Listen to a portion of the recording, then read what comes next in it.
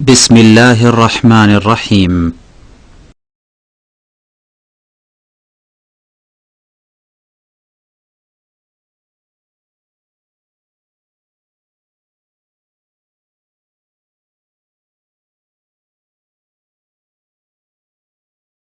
ونستعينه ونستغفره ونعوذ بالله من شرور أنفسنا ومن سيئات أعمالنا من يهده الله فلا مضل له ومن يضلله فلا هادي له وأشهد أن لا إله إلا الله وحده لا شريك له وأشهد أن محمدا عبده ورسوله يا أيها الذين آمنوا اتقوا الله حق تقاته ولا تموتن إلا وأنتم مسلمون يا أيها الناس اتقوا ربكم الذي خلقكم من نفس واحدة وخلق منها زوجها وبث منهما رجالا كثيرا ونساء واتقوا الله الذي تساءلون به والأرحام إن الله كان عليكم رقيبا يا أيها الذين آمنوا اتقوا الله وقولوا قولا سديدا يصلح لكم أعمالكم ويغفر لكم ذنوبكم ومن يطع الله ورسوله فقد فاز فوزا عظيما أما بعد فإن خير الحديث كتاب الله وخير الهدي هدي محمد صلى الله عليه وسلم وشر الأمور محدثاتها وكل محدثة بدعة وكل بدعة ضلالة وكل ضلالة في النار أعوذ بالله من الشيطان الرجيم بسم الله الرحمن الرحيم وهم يسترخون فيها ربنا أخرجنا نعمل صالحا غير الذي كنا نعمل أولم نعمركم ما يتذكر فيه من تذكر وجاءكم النذير فذوقوا فما للظالمين من نصير। মহান আল্লাহর সমস্ত প্রশংসা যে আল্লাহ পাক আমাদেরকে সৃষ্টি করেছেন, যিনি আকাশ জমিন সৃষ্টি করেছেন, যিনি রাত দিন সৃষ্টি করেছেন, যিনি জামানার মালিক, যিনি সবকিছুর মালিক, যার আদেশে রাত শেষ হয়, রাতের পর দিন আসে, দিন শেষ হয়, দিনের পর রাত আসে, আবার কয়েকদিন পরে সপ্তাহ শেষ হয়, কয়েক সপ্তাহ পরে মাস শেষ হয়ে যায়, আবার কয়েক মাস শেষ হলে বছর শেষ হয়ে যায়।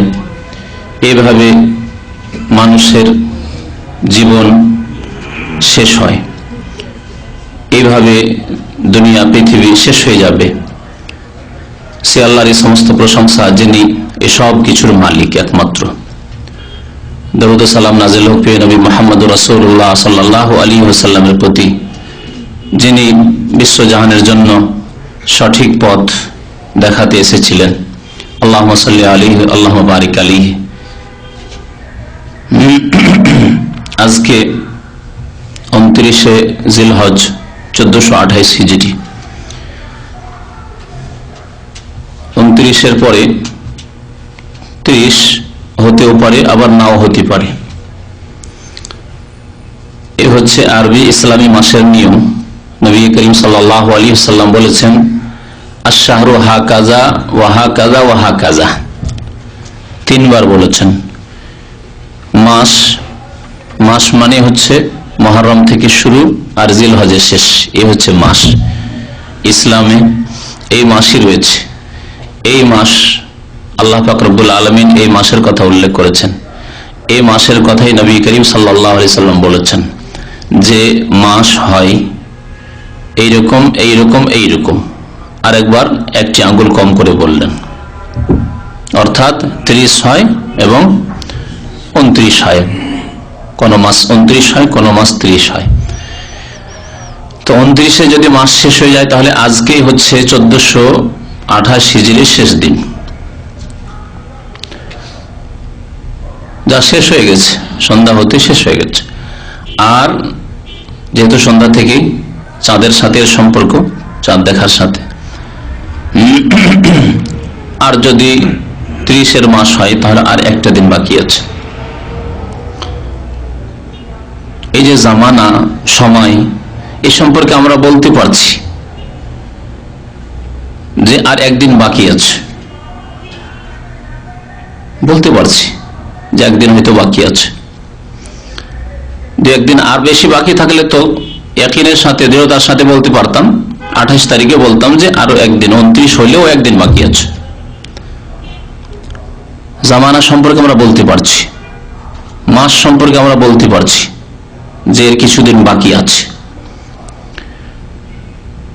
কিন্তু আমাদের জীবন, আমাদের হায়াত, আমাদের বয়স এ সম্পর্কে আমাদের পক্ষে বলা সম্ভব যে আমাদের বয়সের আর এতদিন বাকি আছে? পৃথিবীতে এমন কোন বিচক্ষণ ব্যক্তি আছে যে কথা বলতে পারে যে আমার বয়সের এই 30 বছর গেল, 40 গেল, আরো 30-40 বাকি আছে? ইয়াকিনের সাথে, দৃঢ়তার সাথে বলতে পারবে? একদিন বাকি আছে এই কথাই বলতে পারবে? অসম্ভব।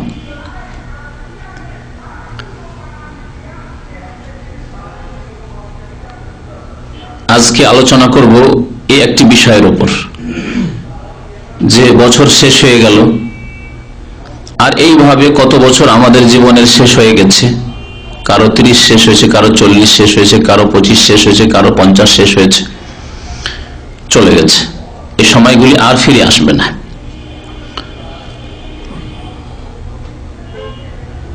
এতে থেকে আমরা কি শিক্ষা নিতে পারি? আর যে সময় সামনে আসছে এতে আমাদের করণীয় কি হওয়া উচিত? এই পৃথিবীতে আল্লাহ পাক রব্বুল আলামিন যে আমাদেরকে সময় দিয়েছেন, জীবন দিয়েছেন, তার ব্যবহার কেমন হওয়া উচিত? তাহলে আমরা সফল কাম হতে পারবো, কামিয়াব হতে পারবো। আল্লাহ পাক রব্বুল আলামিন সূরা ফাতিরের আয়াত নম্বর 37 ইরশাদ করেছেন যে জাহান্নামীরা যখন জাহান্নামে নিক্ষিপ্ত হবে, জাহান্নামে তাদেরকে ফেলে দেওয়া হবে, জ্বলতে থাকবে, তখন তারা চিৎকার করবে। ওয়াহুম ইয়াস্তারিখুনা ফিহা, জাহান্নামে তারা জ্বলন্ত অবস্থায় চিৎকার করবে। দুনিয়ার আগুনে মানুষ পড়তেই হুঁশ হারিয়ে ফেলে, আর ব্যথা কষ্ট বুঝতে পারে না, কোনো টের পায় না, হয় মরে যায়, না মরে গেল শ্বাসরুদ্ধ হয়ে বেহুঁশ হয়ে আছে, কোনো কিছু টের পায় না। কিন্তু জাহান্নামের আগুনে জ্বলতে থাকবে, জ্বলতে থাকবে, মওত আসবে না, মওত আসবে না। আল্লাহ পাক রব্বুল আলামিন ঘোষণা করে দিবেন জান্নাত এবং জাহান্নামের মাঝখানে, ইয়া আহলান নার, হে জাহান্নামী, হে জাহান্নামের অধিবাসীরা, শোনো, খুলুদুন ফালা মওত, তোমরা চিরকাল থাকবে এই জাহান্নামে, আর কোনো মওত নেই, মরণ নেই। কারণ মরে গেলে আরাম পেয়ে যায়। মানুষ মনে করে দুনিয়ার ক্ষেত্রে যে মরে গেলে আরাম পাবো, আসলে মরে গেলে আরাম পাবে না দুনিয়াতে। দুনিয়ার মওত সম্পর্কে এটা মানুষের কিন্তু ধারণা, যখন খুব বেশি কষ্টে থাকে, হাই মরে যেতাম ভালো হইতো, তার মানে মনে করে যে মরে গেলে এই দুনিয়ার যে বালা মুসিবত, বিপদ আপদ আছে, কষ্ট আছে, দুঃখ আছে, এসব থেকে অব্যাহতি পেয়ে যাব, মুক্তি পেয়ে যাব, আরাম পেয়ে যাব। কিন্তু আসলে আরাম পাবে না যদি সৎকর্মশীল না হয়, ইমানদার না হয়। আত্মহত্যা করে দিল, দিয়ে মনে করে যে আমি আরাম পেয়ে যাব, না, আরাম পাবে না। তবে ইমানদার সৎকর্মশীল যদি হয় আর আল্লাহর ইচ্ছায় তার মওত হয়, আল্লাহ পাক রব্বুল যখন মওত রেখেছেন তখন তার মওত আসলো, কিন্তু সে তার জন্য তাড়াহুড়া করলো না, আত্মহত্যা করলো না, তাহলে ইনশাআল্লাহ আরাম পাবে, কারণ সে কর্মক্ষেত্রে ভালো কাজ করেছে। তো জাহান্নামে জাহান্নামীরা চিৎকার করবে, চিল্লাবে, জ্বললেও মওত আসবে না। আল্লাহ পাক রব্বুল আলামিন জান্নাতীদেরকে আবার ডেকে ঘোষণা করবেন, ইয়া আহলাল জান্নাতি, হে জান্নাতের অধিবাসীরা, খুলুদুন ফালা মওত, তোমাদের জন্য সুসংবাদ রয়েছে যে চিরকাল তোমরা জান্নাতে বসবাস করবে, মওত আসবে না। কারণ মওত এসে গেলে, মওতের কথা চিন্তা করলে এই সমস্ত স্বাদে তিক্ততা চলে আসে। আপনি দুনিয়ার কথা চিন্তা করুন, যতই সুন্দর বাড়ি ঘর তৈরি করুন, আর যতই সুন্দর গাড়ি আর নতুন গাড়ি খরিদ করুন, আর যত সুন্দরী আপনার স্ত্রী থাক, আর যত সুন্দর সুন্দর ছেলে মেয়েরা থাক, আর ধন দৌলত থাক, যখনই মরণের কথা মনে হবে যে হঠাৎ যে কোনো সময় মরে যেতে পারি, তাহলে এই ভোগবিলাসের যত স্বাদ রয়েছে, যত মজা রয়েছে, তাতে তিক্ততা চলে আসবে। এক্ষুনি মরে গেলে সব শেষ। পুরোপুরি যে আরাম পাওয়ার বিষয়টি রয়েছে, সে আরাম পৃথিবীতে নেই, যতই আপনি ভোগ বিলাসে থাকুন না কেন, যতই আরামে থাকুন না কেন। তাই জান্নাতীরা যদি এই সম্ভাবনা থাকতো যে কখনো মরণ হয়ে যেতে পারে, মরে যেতে পারি, তাহলে জান্নাতে গিয়েও আরাম পেত না, স্বাদ পেত না। আছি, আরামে আছি, কিন্তু জানি না কখন চলে যেতে হয়। তাই আল্লাহ পাক রব্বুল আলামিন তাদের জন্য সুসংবাদ শোনাবেন, খুলুদুন ফালা মউত, চিরকাল জান্নাতে থাকবে, মওত আসবে না। এই আরাম অবিরাম থাকবে, এই আরামে ব্যাঘাত ঘটবে না।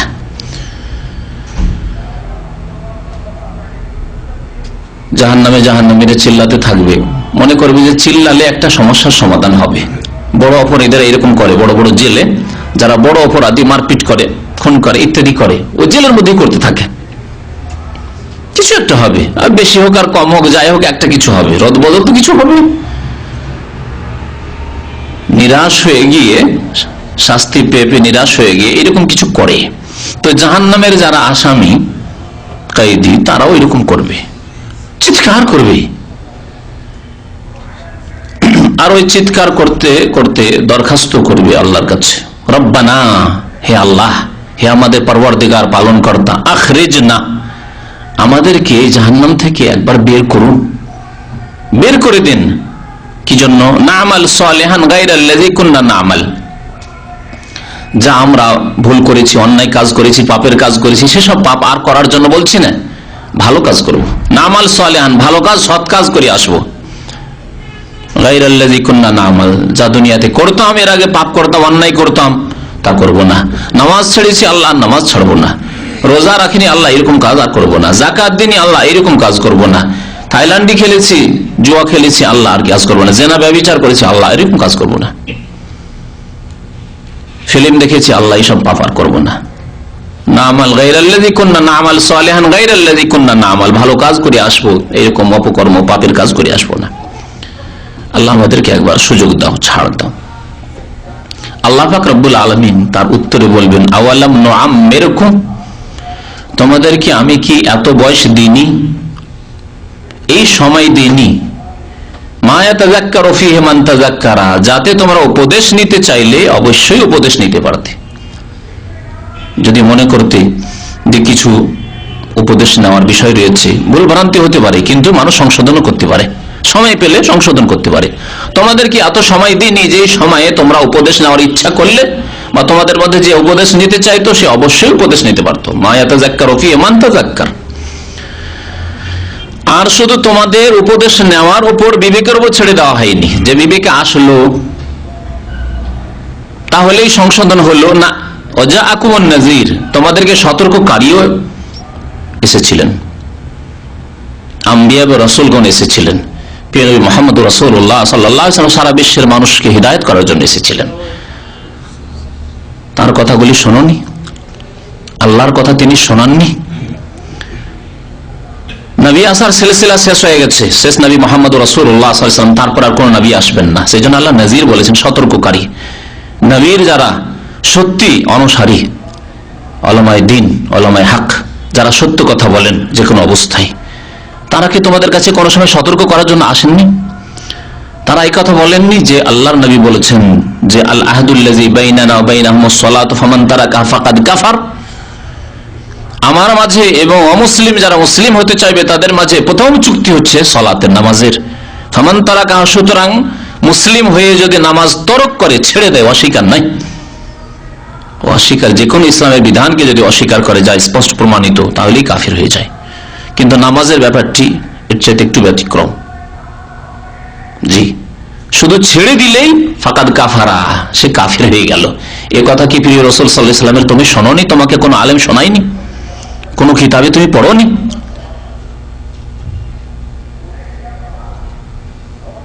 আল্লাহ পাক রব্বুল আলামিনের কোরআনে কারীমের এই বাণী কি তুমি সূরা তাওবায় কোনদিন পড়োনি, বা তোমাকে শোনানো হয়নি? ফাইন তাবু আকামুস সালাতা ওয়া আতাউজ যাকাতা ফাইখওয়ানুকুম ফিদ্দিন, তারা তওবা করে নামাজ কায়েম করে, যাকাত প্রদান করে, তাহলে তোমাদের দ্বীনি ভাই। আর যদি নামাজ কায়েম না করে, তাহলে তোমাদের দ্বীনি ভাই নয়, মুসলিম ভাই নয়। এই কথা কি শোনানো হয়নি? ওয়াজাআকুমুন নাযীর, আল্লাহ বলবেন তোমাদের কাছে সতর্ককারী আসেনি? তোমাদেরকে কি সতর্ক করা হয়নি যে জুয়া হারাম, ব্যভিচার, জেনা হারাম, তোমাদেরকে কি এ কথা শোনানো হয়নি যে তোমাদের চোখের হিসাব দিতে হবে? এই ফিল্ম দেখা, মহিলার ছবি দেখা, অশ্লীল ছবি দেখা, এসব হারাম। জানানো হয়নি এ কথা? তোমাদেরকে এ কথা জানানো হয়নি? প্রিয় রাসূল সাল্লাল্লাহু আলাইহি ওয়াসাল্লাম বলেছেন, মা আসফালা মিনাল কাবাইন মিনাল ইজারি ফিন্নার, টাকনার নিচে যে কাপড় যাবে, যদি কারো টাকনার নিচে কাপড় যায়, সেই প্যান্ট হোক, পায়জামা হোক, আর পাঞ্জাবি হোক, আর জুব্বাই হোক, যা কিছু হোক না কেন, টাকনার নিচে যদি কাপড় যায় তো ফিন্নার, জাহান্নামে যাবে ওই ব্যক্তি। বুখারী শরীফের হাদিস। এ কথা কি তোমাদেরকে শোনানো হয়নি? ওয়া জাআকুমুন নাযীর, কেউ সতর্ক করেনি? জানতেই না।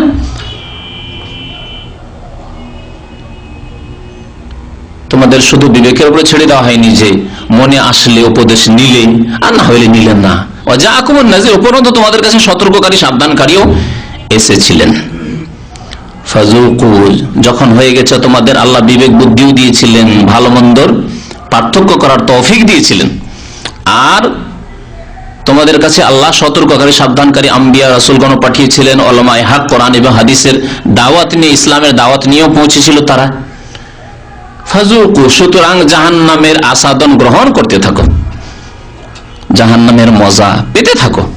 ফাযুকু, জাহান্নামের শাস্তি তোমাদের জন্য অবধারিত। ফামালিজ জালিমিনা মিন নাসির, জালেমদের জন্য কেউ সাহায্যকারী নেই, জালেমের জন্য কেউ সাহায্যকারী নেই। তোমরা জালেম, নিজের উপর জুলুম করেছো, নিজের পরিবারের উপর জুলুম করেছো, তাদেরকে ইসলাম শেখাওনি, নামাজ শেখাওনি, নিজের আত্মীয় স্বজনদের উপর জুলুম করেছো, নিজের দেশের উপর জুলুম করেছো, নিজের জাতির উপর জুলুম, মুসলিম উম্মতের উপর জুলুম করেছো যে অধিকাংশই বেনামাজি মুসলিম। ফাযুকু ফামালিজ জালিমিনা মিন নাসির, জালেমদের কেউ সাহায্যকারী নেই, আল্লাহ এই ঘোষণা করে দেবেন। তো আল্লাহ পাক রব্বুল এই আয়াতে বয়সের কথা বলেছেন। এই যে আমাদের বয়স চলে যাচ্ছে সময়ের সাথে সাথে, কালের সাথে সাথে, বছরের সাথে সাথে, বছর গেল, 1 বছর গেল, বয়সের 1 বছর গেল।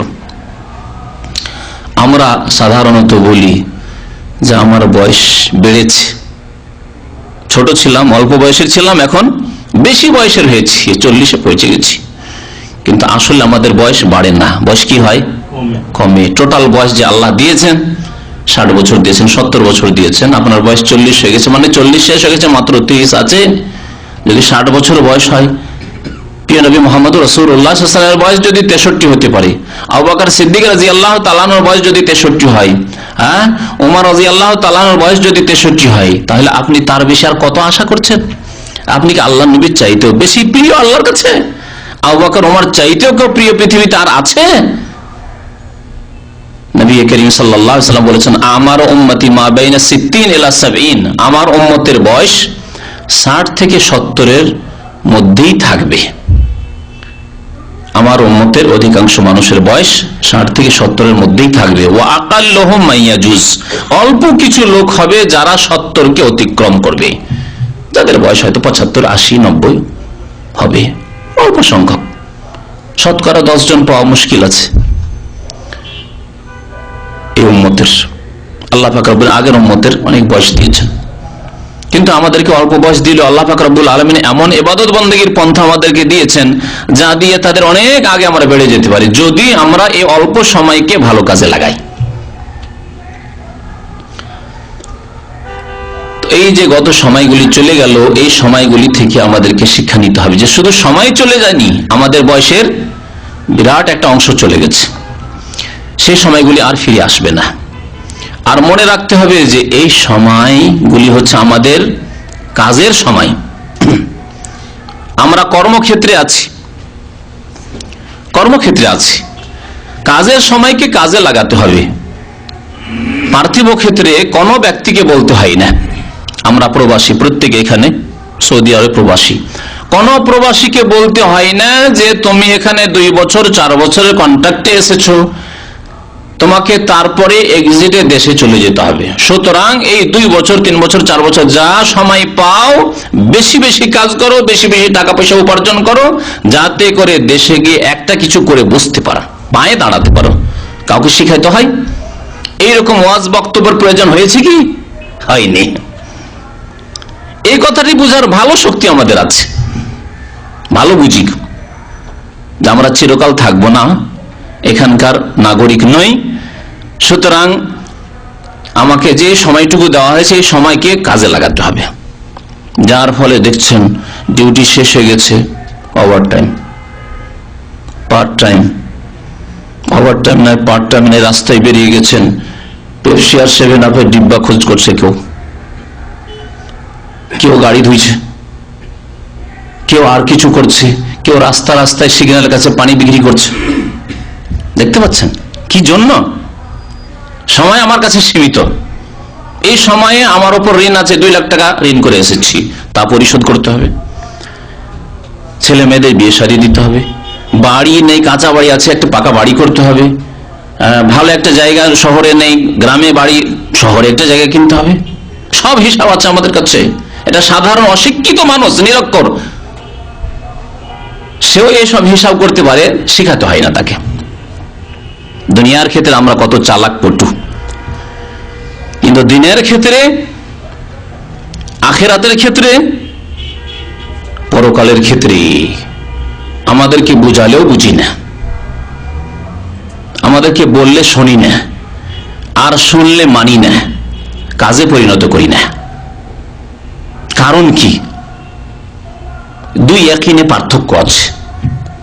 এই এক ইয়াকিন যে এখানে প্রবাসী জীবন এসেছি, ফিরে যেতেই হবে, ইয়াকিন আছে না? যদিও এতে সম্ভাবনা আছে যে আপনাকে এইরকম সুযোগ দেওয়া হলে যে নাগরিক হয়ে যান আপনি, সম্ভাবনা, অসম্ভব কিছু নাই, এটি সম্ভাবনার মধ্যে আছে। যদিও তার সম্ভাবনা কম থাকে, কিন্তু সম্ভাবনা আছে। তারপর আপনি ইয়াকিনের সাথে ধরে নিয়েছেন যে চিরকাল থাকার জন্য আসেনি, যেতেই হবে, সুতরাং কিছু করতেই হবে।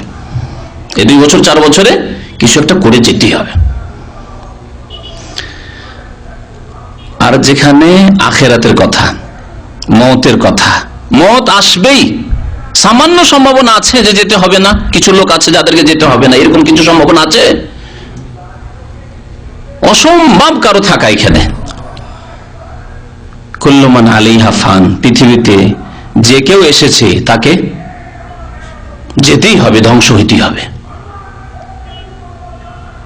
আম্বিয়া কিরাম, আল্লাহ পাক যদি কাউকে সুযোগ দিতেন পৃথিবীতে থাকার, ব্যতিক্রম যে তোমরা থাকতে পারবে, তাহলে প্রথম আল্লাহ সুযোগ দিতেন প্রিয় নবী মুহাম্মদ রাসূলুল্লাহ সাল্লাল্লাহু আলাইহি ওয়াসাল্লামকে, যে থাকো তুমি কিয়ামত পর্যন্ত। কারণ তিনি থাকলে কত লোক হেদায়েত হতো। যদি আল্লাহ পাক রব্বুল আলামিনের বিধানে থাকতো সুন্নাতুল্লাহ, তাহলে আল্লাহ তাকে রাখতেন।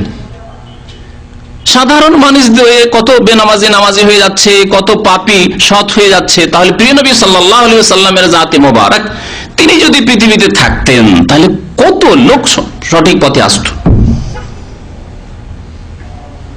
ইব্রাহিম আলাইহিস সালাতু সালাম, নূহ আলাইহিস সালাম, তারা যদি থেকে যেতেন, আল্লাহ যদি তাদেরকে রাখতেন, তাহলে কত লোক তাদের দ্বারা হেদায়েত হইতো। কিন্তু আল্লাহ এই সম্ভাবনা কারোর জন্য রাখেননি। অসম্ভব পৃথিবীতে থাকা, থাকবেন, একদিন যেতেই হবে। এই ইয়াকিনে সামান্য রকমের কোনো সন্দেহ নেই, যেতেই হবে, আপনাকে যেতেই হবে, আমাকে যেতেই হবে, প্রত্যেককে যেতে হবে। কুল্লু নাফসিন যায়িকাতুল মউত, আল্লাহ বলছেন প্রত্যেক ব্যক্তিকে, প্রত্যেক জীবকে, আল্লাহ বলছেন নফস, প্রত্যেক প্রাণীকে যায়িকাতুল মউত, মওতের আস্বাদন গ্রহণ করতেই হবে।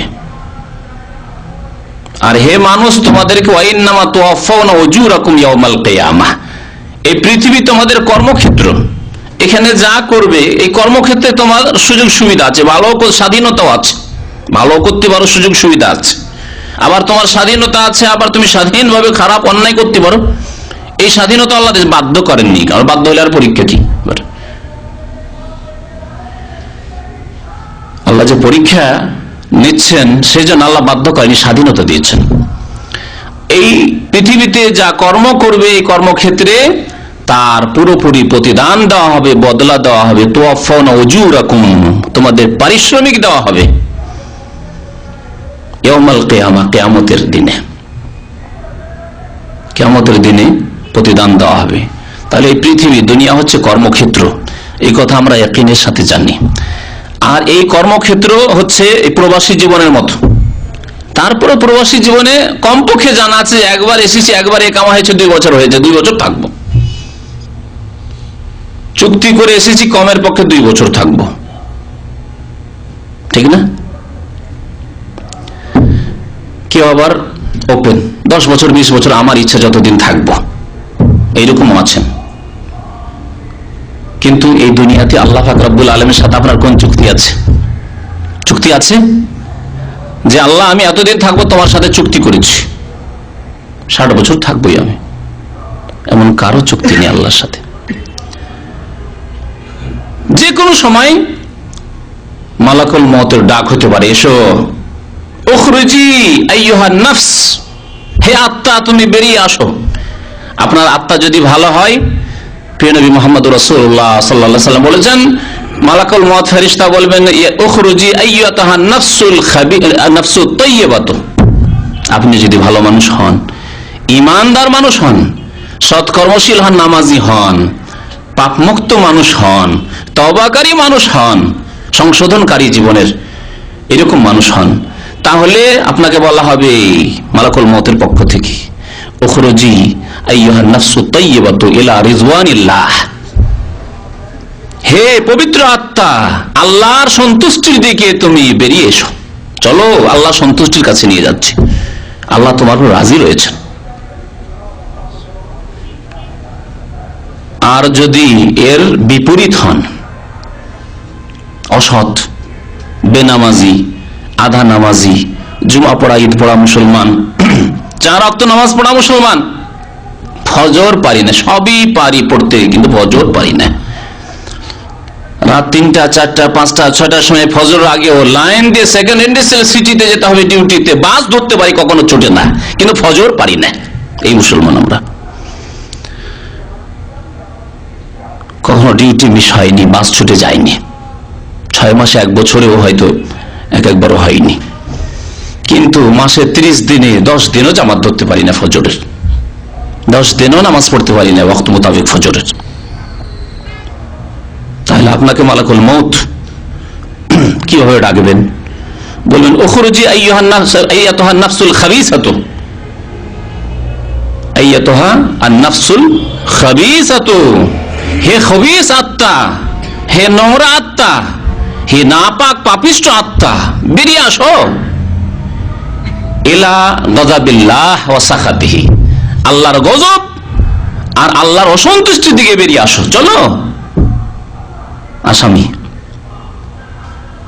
আপনি কোন দলে হতে চান শামিল, চিন্তা করুন। তাহলে তো আল্লাহ পাক রব্বুল আলামিন যখন আমাদের সময় শেষ করে দেবেন, তখন আমরা আকাঙ্ক্ষা করব আল্লাহর কাছে যে সময় দেওয়া হোক, সময় দেওয়া হবে না।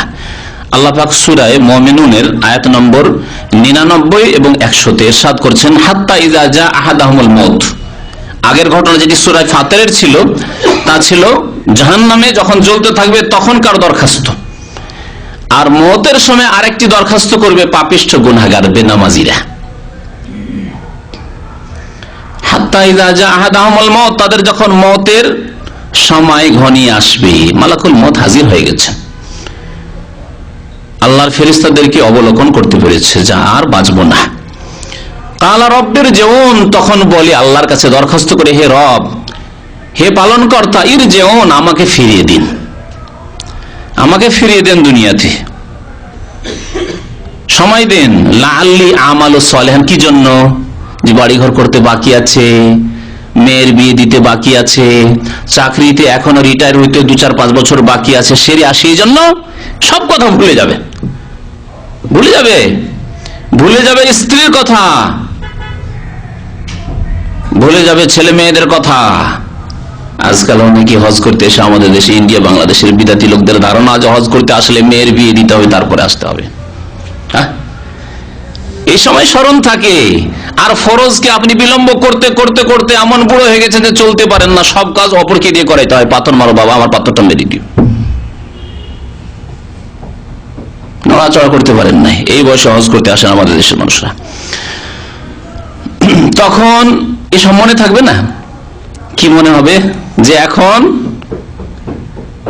যে মুক্তির রাস্তা, মুক্তির রাস্তা হচ্ছে একমাত্র সৎকর্ম, নেক আমল ছাড়া উপায় নেই। বলবেন আল্লাহকে, লাআল্লি আমালু সালিহান, যাতে করে আমি নেক আমল করে আসতে পারি, সৎকর্ম করে আসতে পারি, ফিমা তারাকতু, যা কিছু ছেড়ে এসেছি, ধন দৌলত, ছেলে মেয়েদের দিয়ে আসবো না, স্ত্রীকে দিয়ে আসবো না, ভাই বোনদের দিয়ে আসবো না, কিছুই রাখবো না, জমি জায়গা ধন টাকা পয়সা কিচ্ছু রাখবো না, সব তোমার রাস্তায় আল্লাহ দান করে আসবো। লাআল্লি আমালু সালিহান ফিমা তারাকতু, এখানে এইভাবে দরখাস্তের কথা বলা হয়েছে। আর এক আয়াতে আল্লাহ পাক বলেছেন, বলবেন ফাআসাদদাকা ওয়া আকুম মিনাস সালিহিন, আল্লাহ সময় দাও, লাউলা আখারতানি ইলা আজালিন করিব, আল্লাহ যদি একটু সময় দাও, একটু সময়, আজালিন করিব, সামান্য সময় দাও, আল্লাহ মতের সময় দরখাস্ত করবে, বেশি সময় না দিলেও আজালিন করিব, সামান্য একটু সময় দাও। ফাআসাদদাকা, তাহলে সমস্ত সাদকা দান খেরাত করে চলে আসবো, মসজিদ মাদ্রাসা এতিমখানা আর দিনের খেদমত করে সবকিছু ওয়াকফ করে দিয়ে চলে আসবো ইসলামের জন্য। ওয়া আকুম মিনাস সালিহিন, আর সৎ কর্মশীলদের অন্তর্ভুক্ত হয়ে যাব, নেক লোকদের শামিল হয়ে যাব। এই বলে দরখাস্ত করবে ওই ব্যক্তি, যে ব্যক্তি এখন মৃত্যু মুখে পতিত হয়েছে, মরণের সম্মুখীন হয়েছে। আল্লাহ বলবেন কাল্লা, এই দরখাস্ত যখন করবে ওই সময়, তখন আল্লাহ বলেন কখনো হইতে পারে না, এই সময় দেওয়া যাবে না, কারণ এখন ইয়াকিন হয়ে গেছে, এতদিন ইয়াকিন হয়নি, সন্দেহ হচ্ছিল। এই দুই ইয়াকিনে পার্থক্যের কথা বলছিলাম, দুই ইয়াকিনে পার্থক্য কেন? প্রবাসী জীবনে চলে যেতে হবে, এই দেশ ছেড়ে, এই ইয়াকিন আছে, এই জন্য কর্মতৎপর, আপনি মেহনত করছেন, পরিশ্রম করছেন। কিন্তু দুনিয়া ছেড়ে চলে যেতে হবে, মওত আসবে, তারপরে কোথায় যাচ্ছেন? আখিরাত। এই ইয়াকিন যদি এই প্রবাসী জীবন থেকে চলে যেতে হবে এইরকমই ইয়াকিন হইতো, তাহলে আমাদের আমল এত খারাপ হইতো না। তাহলে আসল রোগ কোথায়? আসল রোগ রয়েছে ঈমান বিল আখিরা, পরকালের প্রতি বিশ্বাসেই ত্রুটি রয়েছে। আখিরাতের প্রতি ঈমানেই আমাদের দুর্বলতা রয়েছে, কারো দুর্বলতা রয়েছে, আর কেউ একেবারে গাফিল রয়েছেন, আর কেউ নামে মাত্র আসলে জাতিগত বিশ্বাস, আসলে অন্তর থেকে বিশ্বাস নয়। শুনি এসব কথাবার্তা, শুনেছি, বাস মা বলে, খালারা বলে, বাবা বলে, ওই আমার দাদা বলতেন, এইরকম জাতিগত মুসলমান, ইমানি মুসলমান নয়, আর আমলের মুসলমান নয়। তাই পার্থক্য। না, দুনিয়ার ক্ষেত্রে আমরা এত তৎপর, এত সজাগ, আর আখিরাতের ক্ষেত্রে এত গাফিল কেন? আপনি কমের পক্ষে মুসলমান হইতে বাঁচতে হবে। আল্লাহ বলছেন ওয়ালা তামুতুন্না ইল্লা ওয়া আনতুম মুসলিমুন, হে হতভাগা, কমপক্ষে মুসলমান হইতে মরো। কমপক্ষে যদি মুসলিম হয়ে মরতে পারো তো থার্ড ক্লাস হইলেও তো থার্ড ক্লাসে জান্নাতি হবে। কিন্তু আপনি নামাজ ছাড়া অবস্থায় 5 ওয়াক্ত নামাজের 1 ওয়াক্ত যদি ছেড়ে দিয়ে আপনি মরেন, তাহলে আপনি কুফরের অবস্থায় মরলেন। এটি কি মানুষের কথা? আল্লাহ এবং রাসূলের কথা। দলিল একটু আগে একটি বললাম, বহু দলিল রয়েছে, এবং সাহাবায়ে কেরামদের ইজমা ছিল। আমাদের নামাজের সংশোধন হয়ে গেলে বাকি জীবনের সংশোধন ধীরে ধীরে হয়ে যেত। বাস্তব পরীক্ষিত, যার ফজরের নামাজের সংশোধন হয়ে গেছে, তার বাকি অন্যান্য আমলের সংশোধন ধীরে ধীরে অবশ্যই হবে। সে চিন্তা করতে বাধ্য হবে যে এত ঠান্ডায়, এত শীতে ফজর পড়তে যাচ্ছি, আর টাকনার নিচে কেন কাপড় রেখে আমি জাহান্নামে যাব? আমি এত কষ্ট করে ফজর নামাজ এই জন্যই তো পড়ছি, আমি জান্নাত নেবো, জাহান্নাম থেকে বাঁচবো, তাহলে আবার টাকনার নিচে কাপড় করে আমি জাহান্নামে কেন যাব? এই প্রশ্ন অবশ্যই তার মনে জাগবে। ফজর নামাজ এত শীতের, ইচ্ছা করে না কম্বলের নিচে থেকে বেরোতে। সেই সময় আপনি ফজর নামাজ যে যাচ্ছেন, আপনি এত কষ্ট করে, তাহলে আপনি চিন্তা করতে অবশ্যই বাধ্য হবেন ধীরে ধীরে, যখন 5 ওয়াক্ত কায়েমি নামাজ পড়বেন, আমি কেন ফিল্ম দেখবো রাতে বসে বা দিনেই? ফিল্ম দেখে কেন আমি জাহান্নামে যাব? কেন হারাম খাবো আমি? কেন বেঈমানি করব? মানুষের হক নিয়ে যাব, জাহান্নামে যেতে হবে। নামাজ রোজা দিয়েও আমি মুক্তি পাবো না যদি মানুষের হক আমার উপর থেকে যায়, ধার কর্জ থেকে যায়, আর যদি পরিশোধ না করি, তাহলে সমস্ত রকমের সংশোধন আপনার করতে বাধ্য করবে আপনার নামাজ। তাই আল্লাহ বলেছেন ইন্নাস সালাতা তানহা আনিল ফাহশাই ওয়াল মুনকার, নিঃসন্দেহে নামাজ মানুষকে অশ্লীল কাজ থেকে আর সমস্ত রকমের অন্যায় পাপের কাজ থেকে বিরত রাখে। বাস্তব সত্য কথা। কিন্তু নামাজ পড়ার মতো নামাজ পড়তে আন্তরিকতার সাথে, আল্লাহর সন্তুষ্টির জন্য আর পরকালের মুক্তির জন্য। দুনিয়া এবং আখিরাত আমার সুখী হবে, আমার ছেলে মেয়েদের সুখী হবে যদি আমি 5 ওয়াক্ত নামাজ কায়েম করি। শুধু তাই নয়, আমরা যদি নামাজ পড়ি জাতি, মুসলিম জাতি হিসাবে, তাহলে এই জাতিকে আল্লাহ সম্মানিত করবেন। আজকে কাফেরদের পৃথিবীতে নেতৃত্ব কেন, মুসলিমদের নেতৃত্ব কেন ছিনিয়ে নেওয়া হইল? যদি দেখেন এর পিছনে কারণ হচ্ছে আমাদের নামাজ ছেড়ে দেওয়া। আল্লাহ বলছেন তোমাদেরকে শক্তিশালী করব, শক্তিশালী করব, খেলাফত দান করব। আল্লাযীনা ইন মাক্কান্নাহুম ফিল আরদি আকামুস সালাহ, তাদেরকে যদি আমি পৃথিবীতে শক্তিশালী করি, ক্ষমতা দিই, তাহলে তারা আকামুস সালাহ, প্রথম কাজ নামাজ কায়েম করবে। আর আমাদের অধিকাংশ, বিশেষ করে যারা সচ্ছল পরিবারের মানুষ ও উচ্চ শিক্ষিত মানুষ, আপার লেভেলের মানুষ, নেতৃত্বের মানুষ, তাদের অধিকাংশই নামাজের ধার ধারে না। নামাজ পড়ে ওই মধ্যম শ্রেণীর কিছু লোকেরা, মধ্যম শ্রেণীর কিছু অল্প লোকেরা, একেবারে গরিব ফকির শ্রেণীর লোকেরা আমাদের সমাজে, তাদের দুনিয়াও নেই, আখিরাতও নেই। আল্লাহ এমন তাদেরকে বঞ্চিত করেছেন আল্লাহর রহমত থেকে যে তাদের দুনিয়াও নেই আর আখিরাতও নেই, সব নষ্ট করেছে তারা। আরে আল্লাহ দুনিয়া দেয়নি তো কমপক্ষে আখিরাতের জন্য যদি মেহনত লাগাতো আবু হুরায়রার মতো, আসহাবে সুফফার মতো, তাহলে আল্লাহ দুনিয়াতে হয়তো সুখী করে দিতেন। সে কষ্ট করলো, তার ছেলে মেয়েদেরকে আল্লাহ সুখী করে দিতেন, আর আখিরাতে তো অবশ্যই সুখী করতেন আসহাবে সুফফার মতো, তাই না? কিন্তু আমাদের দেশে যারা একেবারে গরিব দরিদ্র মানুষ, যারা দিন মজুর করে, রিক্সা চালক, ভ্যান চালক, বেবি চালায় যারা, তারপরে যারা ওই আপনার ফুটপাতে বসবাস করে, তাদের দুনিয়াও নেই, আখিরাতও নেই, কিচ্ছু নেই। দুনিয়াতেও অশান্তি, আর যেহেতু নামাজ রোজার কিছুরই ধার ধারে না, ধর্মকর্ম নেই, ইসলাম নেই, সেই জন্য তাদের আখিরাতও নেই। ওমা লাহুম ফিল আখিরাতি মিন খালাক, খাসিরাত দুনিয়া ওয়াল আখিরাহ। আল্লাহ বলছেন এদের সম্পর্কে, এদের দুনিয়াও গেল আর আখিরাতও গেল, সবকিছুই গেল। আর পয়সাওয়ালারা মনে করছে যে আমরা তো অভাব মুক্ত, কেন রোজা রাখবো, বাড়িতে খেতে নাই। অনেক মুরতাদ এরকম কথাবার্তা বলে, ইসলামের সাথে ঠাট্টা মজাক করে, যার বাড়ি খেতে নেই তারা রোজা রাখবে, সারাদিন কেন অনাহারে থাকবো। এরা তো মনে করছে যে আয়াহাসাবু আন্না মালাহু আখলাদা, তার ধন সম্পদ চিরকাল তাকে এখানে রাখবে নাকি? চিরকাল রাখবে? কখনো না, যেতেই হবে। আপনি ধনী হলেও যেতে হবে, আর আপনি নেতা হলেও যেতে হবে, হ্যাঁ, আর আপনি আলেম জ্ঞানী হলেও যেতে হবে, সবকিছু যেতে হবে। তো নবী করিম সাল্লাল্লাহু আলাইহি সাল্লামের দু একটি হাদিস শোনায় এই সম্পর্কে, যে আমাদেরকে জবাবদিহি করতে হবে। আখিরাত সম্পর্কে চিন্তাশীল আমরা কখন হব? যখন জবাবদিহির চিন্তা হবে আমাদেরকে, যে আমরা কি এমনিতে সৃষ্টি করা হয়নি। আফাহাসিবতুম আন্নামা খালাকনাকুম আবাসা, তোমরা কি এই ধারণা পোষণ করো, তোমাদেরকে এই চিন্তাধারা, যে তোমাদেরকে উদ্দেশ্যবিহীন আমি সৃষ্টি করেছি, অনর্থক সৃষ্টি করেছি। ওয়া আন্নাকুম ইলাইনা লা তুরজাউন, আমার কাছে ফিরে আসতে হবে না? অবশ্যই ফিরে যেতে হবে। এই ইয়াকিনের সাথে, এই ইয়াকিনকে আরো সুন্দর করুন, আর এমন ইয়াকিন করুন যেমন চোখের সামনে একটি আপনি বিপদ দেখছেন, তখন বিপদ থেকে বাঁচার জন্য আপ্রাণ চেষ্টা করছেন।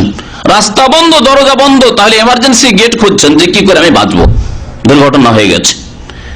যেমন এই সম্পর্কে চোখে দেখা মুসিবতের সময় ইয়াকিন আছে, সেই রকমই আপনি ইয়াকিন করুন। প্রত্যেক মুসলিমকে ইয়াকিন করা উচিত যে আখিরাত সামনে, মওত সামনে, কবরের দিকে আমাদের কদম বাড়তে আছে।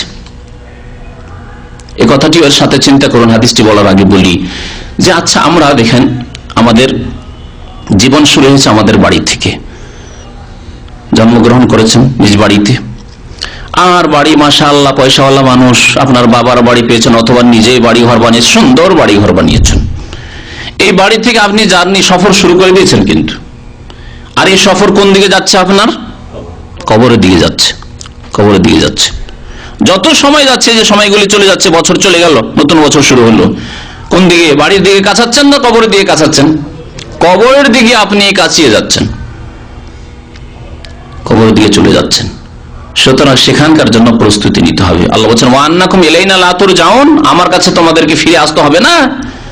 অবশ্যই ফিরে আসতে হবে এবং জবাব দিতে হবে। শুনুন এই সম্পর্কে তিরমিজির হাদিস, আব্দুল্লাহ বিন মাসউদ রাদিয়াল্লাহু তাআলা আনহু বলছেন যে ক্বালা রাসূলুল্লাহ সাল্লাল্লাহু আলাইহি ওয়াসাল্লাম, রাসূলুল্লাহ সাল্লাল্লাহু আলাইহি ওয়াসাল্লাম ইরশাদ করেছেন লা তাযুলু কাদামা আবদিন ইয়াউমাল কিয়ামাহ, কোন বান্দার পা নড়বে না আল্লাহর দরবার থেকে কিয়ামতের দিনে।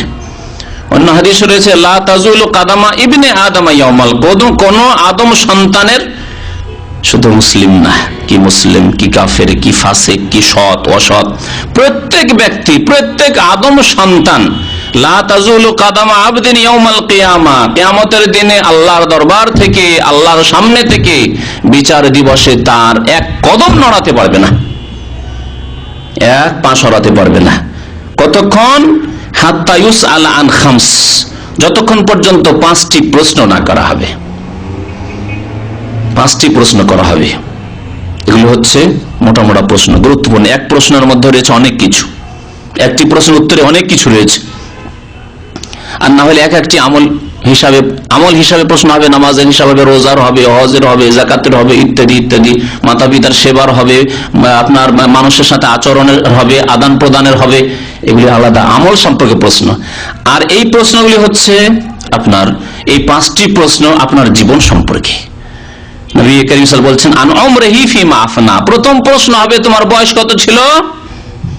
বলে আল্লাহ তুমি আমাকে যথেষ্ট সময় দিয়েছিলে, আল্লাহ 70 বছর বেঁচেছিলাম, 60 বছর বেঁচেছিলাম।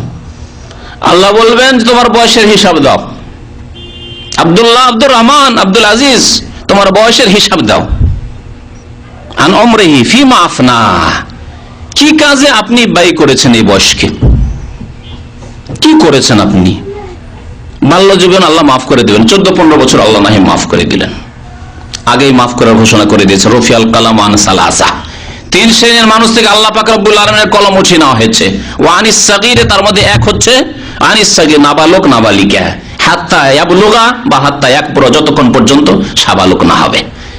কিন্তু 14 বছর 15 বছরে যখন আপনার সাবালক হওয়ার লক্ষণগুলি চলে এসেছিল, তখন থেকে শুরু করে হিসাব দিতে ফিমা আফনা, এই সারা বয়সকে কি কাজে লাগিয়েছিলে, জবাব দাও।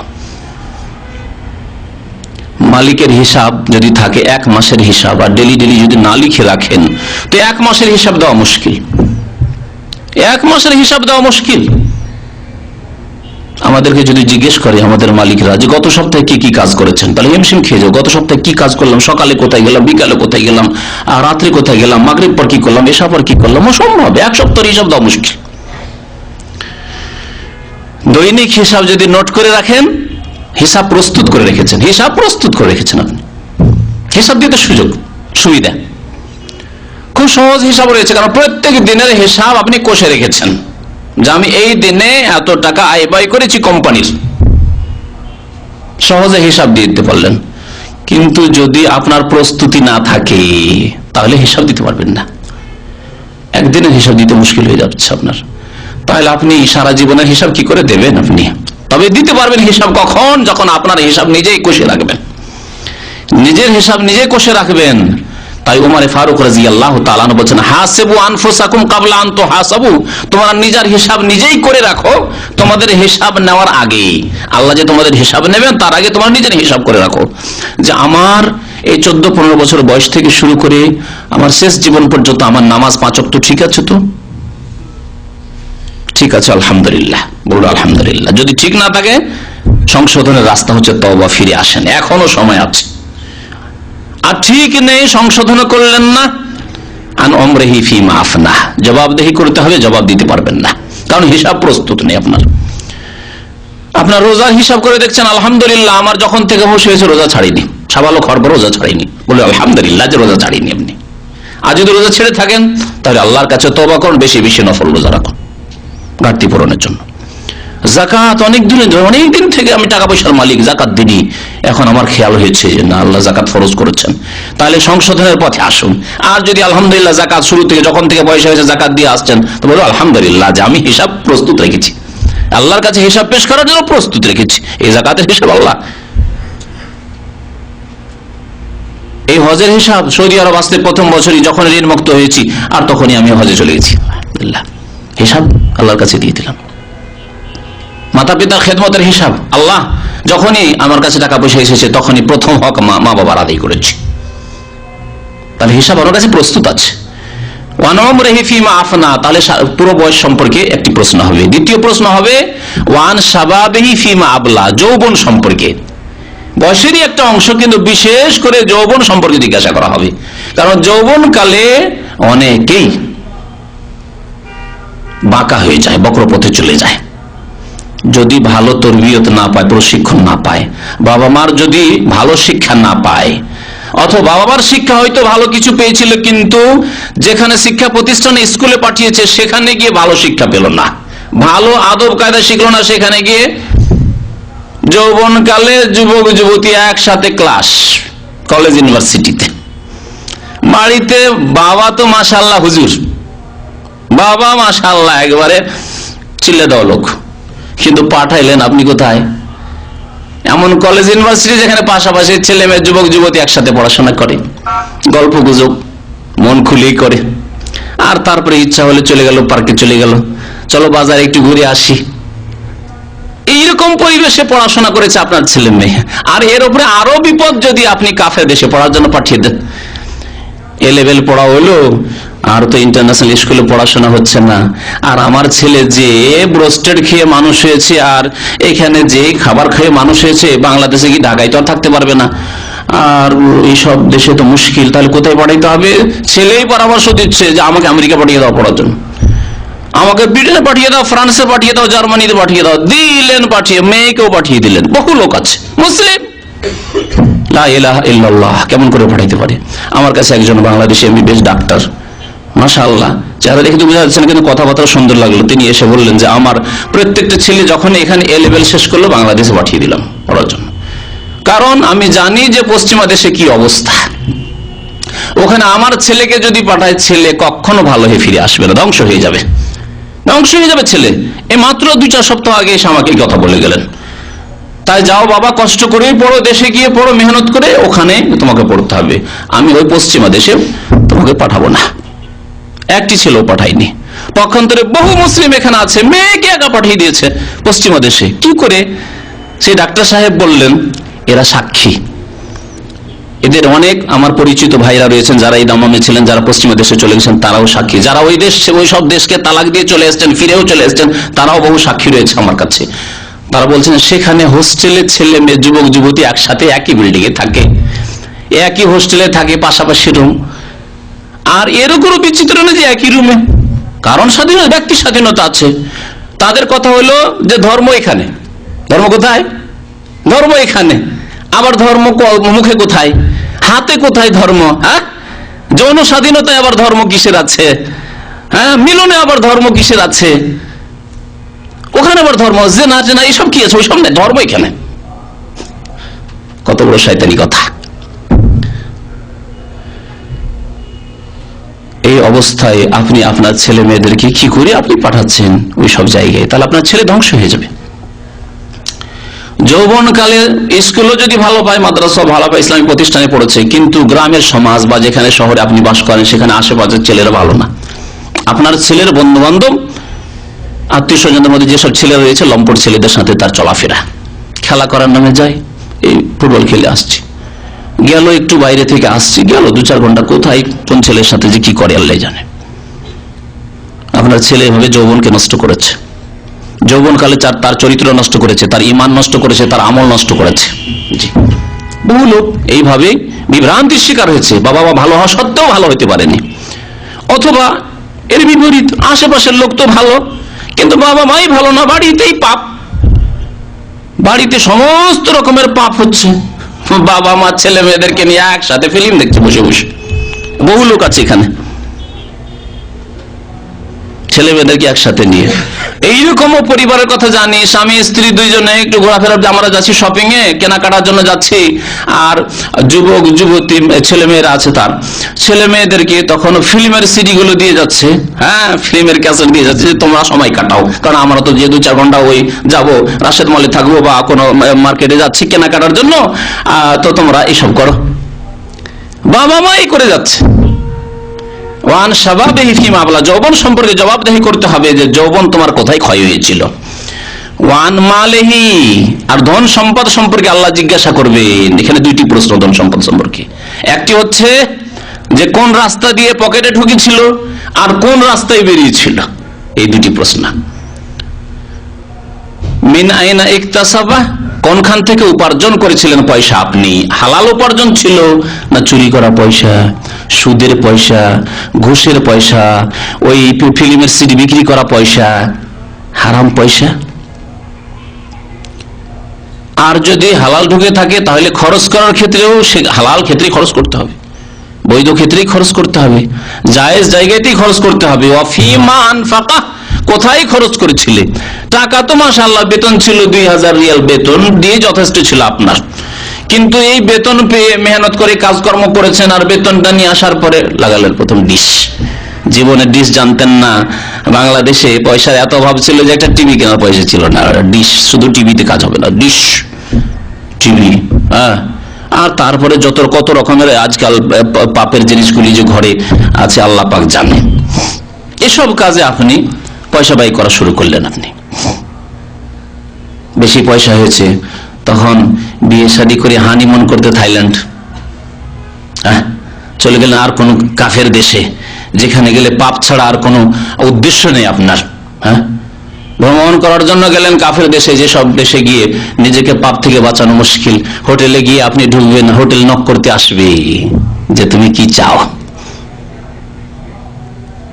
একজন লোক কোন এক দেশে গিয়েছে, দেশের নাম বলছি না, লাঞ্ছিত করা উদ্দেশ্য কারণ না, সংশোধন করার উদ্দেশ্য আমাদের। দিনদার মানুষ, দাঁড়িয়ে হলো মানুষ, গিয়েছে কোম্পানির কাজে, গিয়েছে, যাওয়ার পরে হোটেলে উঠেছে, কোম্পানি সেই হোটেল দিয়েছে, তাকে সেই সুযোগ সুবিধা দিয়েছে। আর ভুল করে হোক আর যাই হোক না কেন, এক মহিলা এসে নক করছে, যুবতী এসে নক করছে, আমাকে আপনার কাছে পাঠানো হয়েছে। আস্তাগফিরুল্লাহ, তুমি ভুল করেছো, যাও যাও এখান থেকে। এসব দেশে যদি মানুষ চায় তাহলে নিজের ইমান আমলকে কি করে বাঁচাবে? ওয়ান শাবাবিহি ফিমা আবলা, যৌবন সম্পর্কে জবাবদেহি করতে হবে, আর জবাব দিতে হবে ধন সম্পদ সম্পর্কে। টাকা পয়সা হয়েছে তাই চললেন আপনি ওই 5 স্টার হোটেলে গিয়ে, দেখি কি হয় ওখানে, দেখে আসি, একবার জীবনেতে চেখে আসি, স্বাদ দেখে আসি, একটু মজাটা নিয়ে আসি। জবাব দিতে হবে ফিমা আনফাকা, কোথায় ব্যয় করেছেন আপনার টাকা পয়সা। 5 নম্বরের প্রশ্ন, মাজা আমেলা ফিমা আলেমা ওয়ান ইলমিহি মাজা আমেলা ফিহ। আরেকটি হাদিস রয়েছে, ইলম সম্পর্কে, বিদ্যা সম্পর্কে জিজ্ঞাসা করা হবে। তাহলে প্রথম জিজ্ঞাসা হবে যে বিদ্যা হাসিল করেছিলে কিনা, আর কোন বিদ্যা হাসিল করেছিলে। নামাজ পড়তে জানেন না, নামাজ পড়ছেন একবার এদিকে তাকান ওইদিকে তাকান, কোন এক সময় শুরু করেছেন, নামাজ পড়তে বাধ্য হয়েছেন, বিয়ে করার দিনে নামাজ পড়ে আমাদের শেখ সেই লোকেরা, বা কোনো এমন এক পরিবেশে পড়ে গেছেন নামাজটা পড়তে হবে, উপায় নেই, নামাজ তার কি কার পরে কি করতে হবে তাই জানেন না, তাকাইছেন এদিকে ওইদিকে, মুখস্থ নেই আত্মায়াত, আর মুখস্থ থাকলেও অর্থই জানেন না আপনি। মুখস্থ নেই আল্লাহুম্মা সাল্লি আলা মুহাম্মাদ, আর মুখস্থ থাকলেও অর্থই জানেন না যে আল্লাহুম্মা সাল্লি আলা মুহাম্মাদ কি বললাম। সূরা ফাতিহা মুখস্থ আছে অথবা নেই, আর মুখস্থ থাকলে অর্থই বুঝেন না যে বললাম ইহদিনাস সিরাতাল মুস্তাকিম, অথচ সিরাতে মুস্তাকিম চাই না, শিরক বিদআতে ডুবে আছে, পাপে ডুবে আছে। আল্লাহকে বলছে যে সিরাতে মুস্তাকিম, সহজ সরল পথ দেখাও, আর আমি নিজেই চাই না, শুধু মুখে বলছি, কারণ অর্থ বুঝি না। তো ইলম সম্পর্কে জিজ্ঞাসা করা হবে যে কি আমল করেছো তুমি। তুমি কি জানতে না যে নামাজ 5 ওয়াক্ত ফরজ, 4 নয়? তুমি কি জানতে না যে নামাজ না পড়লে মুসলিম থাকে না? তুমি কি জানতে না যে কিয়ামতে প্রথম নামাজ সম্পর্কে হিসাব হবে? ইত্যাদি ইত্যাদি। মাজা আমেলা ফি, কি আমল করেছেন আপনি। আমরা অনেকেই শিরক বিদআতের মধ্যে রয়েছি, বিভ্রান্তির মধ্যে রয়েছি। দেশে ওই সব বিভ্রান্তি, শিরক বিদআত দেখে দেখে অভ্যাস হয়ে গেছে, আর সেগুলিকে পাপও মনে করি না। এখানে আসার পরে জানতে পারলাম ইলম হলো জন্মবার্ষিকী বিদআত, তারপরে অমুসলিমদের ধর্মীয় যেসব অনুষ্ঠান রয়েছে সেসব অংশ নেওয়া হারাম, জায়েজ নয়। তাদের স্বাধীনতা অবলম্বন করা তাদের অন্তর্ভুক্ত হওয়ার শামিল। সুতরাং 25শে ডিসেম্বরে তাদের সাথে অংশ নেওয়া, তাদের অনুষ্ঠানে, বৈশাখী মেলা ইত্যাদি ইত্যাদি, এসব অমুসলিমদের কাজ, মুসলিমদের কাজ নয়। মান তাশাব্বাহা বিকওমিন ফাহুয়া মিনহুম, যেই ব্যক্তি অন্য কোন জাতির সাদৃশ্যতা অবলম্বন করলো তারা তাদের মধ্যে শামিল হবে, তাদের দলভুক্ত হবে। এসব জেনে মাজা আমেলা ফি, কি আমল করেছো এই জিজ্ঞাসা করা হবে। আর একটি হাদিস শোনাই সময় সম্পর্কে, যে সময় চলে যাচ্ছে আর আমরা কি করলাম, আর আগামীতে আমাদের কি করতে হবে। নবী করিম সাল্লাল্লাহু আলাইহি সাল্লাম বলছেন, তিরমিজিতে হাদিসটি রয়েছে, ইগতানিম খামসান ক্বাবলা খামস, পাঁচটি বস্তু আসার আগেই তুমি পাঁচটি বস্তুকে নিজের জন্য মূল্যবান মনে করো, সম্পদ মনে করো, এই সম্পদকে কাজে লাগাও। পাঁচটি তোমার কাছে সম্পদ রয়েছে আর পাঁচটি তোমার জন্য বিপদ আসছে। হ্যাঁ, এই পাঁচটি বিপদ আসার আগেই পাঁচটি সম্পদকে তুমি মূল্যবান মনে করো, কাজে লাগাও। হায়াতাকা কাবলা মৌতিকা, তোমার মৌতের বিপদ আসছে, মরণের বিপদ আসছে, মরতেই হবে একদিন। সুতরাং তার পূর্বে তোমার যে হায়াত, এই যে সময় রয়েছে, সময়কে কাজে লাগাও, ভালো কাজে লাগাও, সৎ কাজে লাগাও। ওয়াসিহাতাকা কাবলা সুকুমিকা, তোমার ব্যাধি আসছে, এই কথা মনে করিও না যে এখন যেমন সুস্থ আছে ওই রকমই সুস্থ থাকবো, এখন যেমন রক্তের গরম আছে সবসময় রক্তের গরম থাকবে, কখনো না। সুতরাং তোমার সুস্থতাকে সম্পদ মনে করো আর একে ভালো কাজে লাগাও। কাবলা সুকুমিকা, তোমার ব্যাধিগ্রস্ত হওয়ার আগে, তোমার রোগ আসার আগে, রোগাক্রান্ত হওয়ার আগে। ফারাগাকা কাবলা শুগলিকা, আর তোমার জীবনে দুই রকম অবস্থা হবে। এক হচ্ছে অবসর, এখন অবসর আছেন, 8 ঘন্টা ডিউটি বা 10 ঘন্টায় ডিউটি, তারপরে 24 ঘন্টার মধ্যে 6 ঘন্টা বসে শুইবেন, আর কতই শুইবেন, বাকি সময় ফ্রি আছেন, যথেষ্ট সময় আছে। তাহলে অবসর সময় আপনার কাছে এখন এই প্রবাসী জীবনে যথেষ্ট আছে। আর কিছুদিন পরে যখন ছেলে মেয়ে হয়ে যাবে, এত ব্যস্ত হয়ে যাবেন যে 24 ঘন্টায় ব্যস্ত, চিন্তা করার সময় নেই, চিন্তা করার সময় নেই, এত ব্যস্ত আপনি। তাহলে আপনার ব্যস্ততার আগে আপনার যে অবসর রয়েছে, এই অবসর সময়কে কাজে লাগান, এলম শিখুন এবং আমল করুন। সকালবেলা ডিউটি নেই, সন্ধ্যাবেলা ডিউটি আছে, নাইট ডিউটি আছে, তাহলে সকালবেলা আপনি ফরজ নামাজ তো পড়বেন, সালাতুদ দুহা পড়ুন, ইশরাকের নামাজ পড়ুন, ফ্রি বসে আছেন সকাল থেকে দুপুর পর্যন্ত। সারাদিন ডিউটি আছে, রাতে ফিরে আছেন, সন্ধ্যায় বিকেল 4টা 5টায় বা 6টা 7টার মধ্যে ডিউটি শেষ হয়ে গেছে, তাহলে রাত 8টা 9টার মধ্যে তাড়াতাড়ি ঘুমিয়ে পড়ুন আর তাহাজ্জুদ পড়ুন আপনি। ফারাগাকা কাবলা শুগলিক, তোমার অবসরকে কাজে লাগাও তোমার ব্যস্ততার পূর্বেই। ওয়া শাবাবাকা কাবলা হারামিক, আর তোমার বার্ধক্যের পূর্বেই। এই বার্ধক্যের বিপদ আসছে, সবাই বুড়া হবে, দাড়ি মোচ্ছিল না, দাড়ি মোছেছে, আবার তারপরে সাদা হইতে লেগেছে, অনেকে সাদা হয়ে গেছে। এই বার্ধক্যের পূর্বে তোমার শাবাব যৌবনকে তোমার কাজে লাগাও, এই যৌবন চিরকাল থাকবে না। সুতরাং এই যৌবন কালে তুমি যদি ঘুমকে কম করে দাও, কম করে দিয়ে যদি মেহনত করো যে কোরআন তেলাওয়াত করবো, কোরআনে তাফসীর পড়বো, আমি মুখস্থ করবো, করতে পারবেন। এমন জীবন আমাদের কেটেছে, আমরা নিজের কথা বলছি, যে শুনে শুনে বহু সূরা মুখস্থ আছে, ছোটখাটো সূরা নাম পারার নয়, বড় বড় সূরারও বেশ কিছু অংশ শুনে শুধু ইমামের পেছনে শুনে মুখস্থ হয়েছে, আর এখন মুখস্থ করলেও থাকে না। বয়স এমন একটা স্থানে গিয়ে পৌঁছেছে যে এখন মুখস্থ করেও রাখা যায় না, মুখস্থ করে 2 দিন 4 দিন পর আবার ভুলে যায়, কথা সত্য কিনা? তাহলে আপনি যদি আপনার এই স্বভাবকে, যৌবনকে কাজে লাগান, এই যৌবনকালে আপনি ভালো ইলম হাসিল করে নিতে, মুখস্থ করতে পারবেন। কিন্তু কিছুদিন পরে না, এখানে স্ত্রী ঢুকে আছে, বিয়ে করে নিয়েছে, ঢুকে আছে ছেলে মেয়ে, ঢুকে আছে বাড়ি করতে হবে, ঢুকে আছে ছেলেমেয়েরা কেমন আছে না আছে, এই দুনিয়ার চিন্তা এখানে ঢুকে আছে। তারপরে কত কার সাথে টেনশন চলছে, ওই সব চিন্তা ঢুকে আছে, দুশ্চিন্তা ঢুকে আছে। আর এখন আপনার কোনো চিন্তা নেই, বিয়ে হয়নি, শাদী হয়নি, কিচ্ছু হয়নি, তাহলে আপনার চিন্তা নেই। তো যৌবনকে আপনি আপনার বার্ধক্যের পূর্বে, আর বার্ধক্য যখন বুড়ো হয়ে যাবেন তখন অনেক সময় নামাজ পড়ার ইচ্ছা করবেন, হাতে পায়ে ব্যথা, উঠতেই পারেন না, শীতকালে ওযুই করতে পারেন না। এখন যদি 10 বার করে দিনে ওযু করেন কিছু হবে না, আপনার রক্তে গরম আছে। তাহলে বার্ধক্যের পূর্বে আপনার যৌবনকে কাজে লাগান। ওয়াগিনাকা কাবলা ফাকরিক, এখন মাশাআল্লাহ সচ্ছল আছেন, দিনের খেদমতে যদি অনেক টাকা, একটা অংশ যদি দিয়ে দেন আপনি, মাসে যথেষ্ট ইনকাম হচ্ছে আপনার, কোনো অসুবিধা নেই, দিতে পারবেন আপনি। যদি 100 রিয়ালও দিয়ে দেন, কেউ যদি 2000 রিয়াল ইনকাম করেন, 100 রিয়াল যদি আল্লাহর রাস্তায় আমি এটা ভাই করে দিলাম, কোনো অসুবিধা আছে? কোনো অসুবিধা নেই।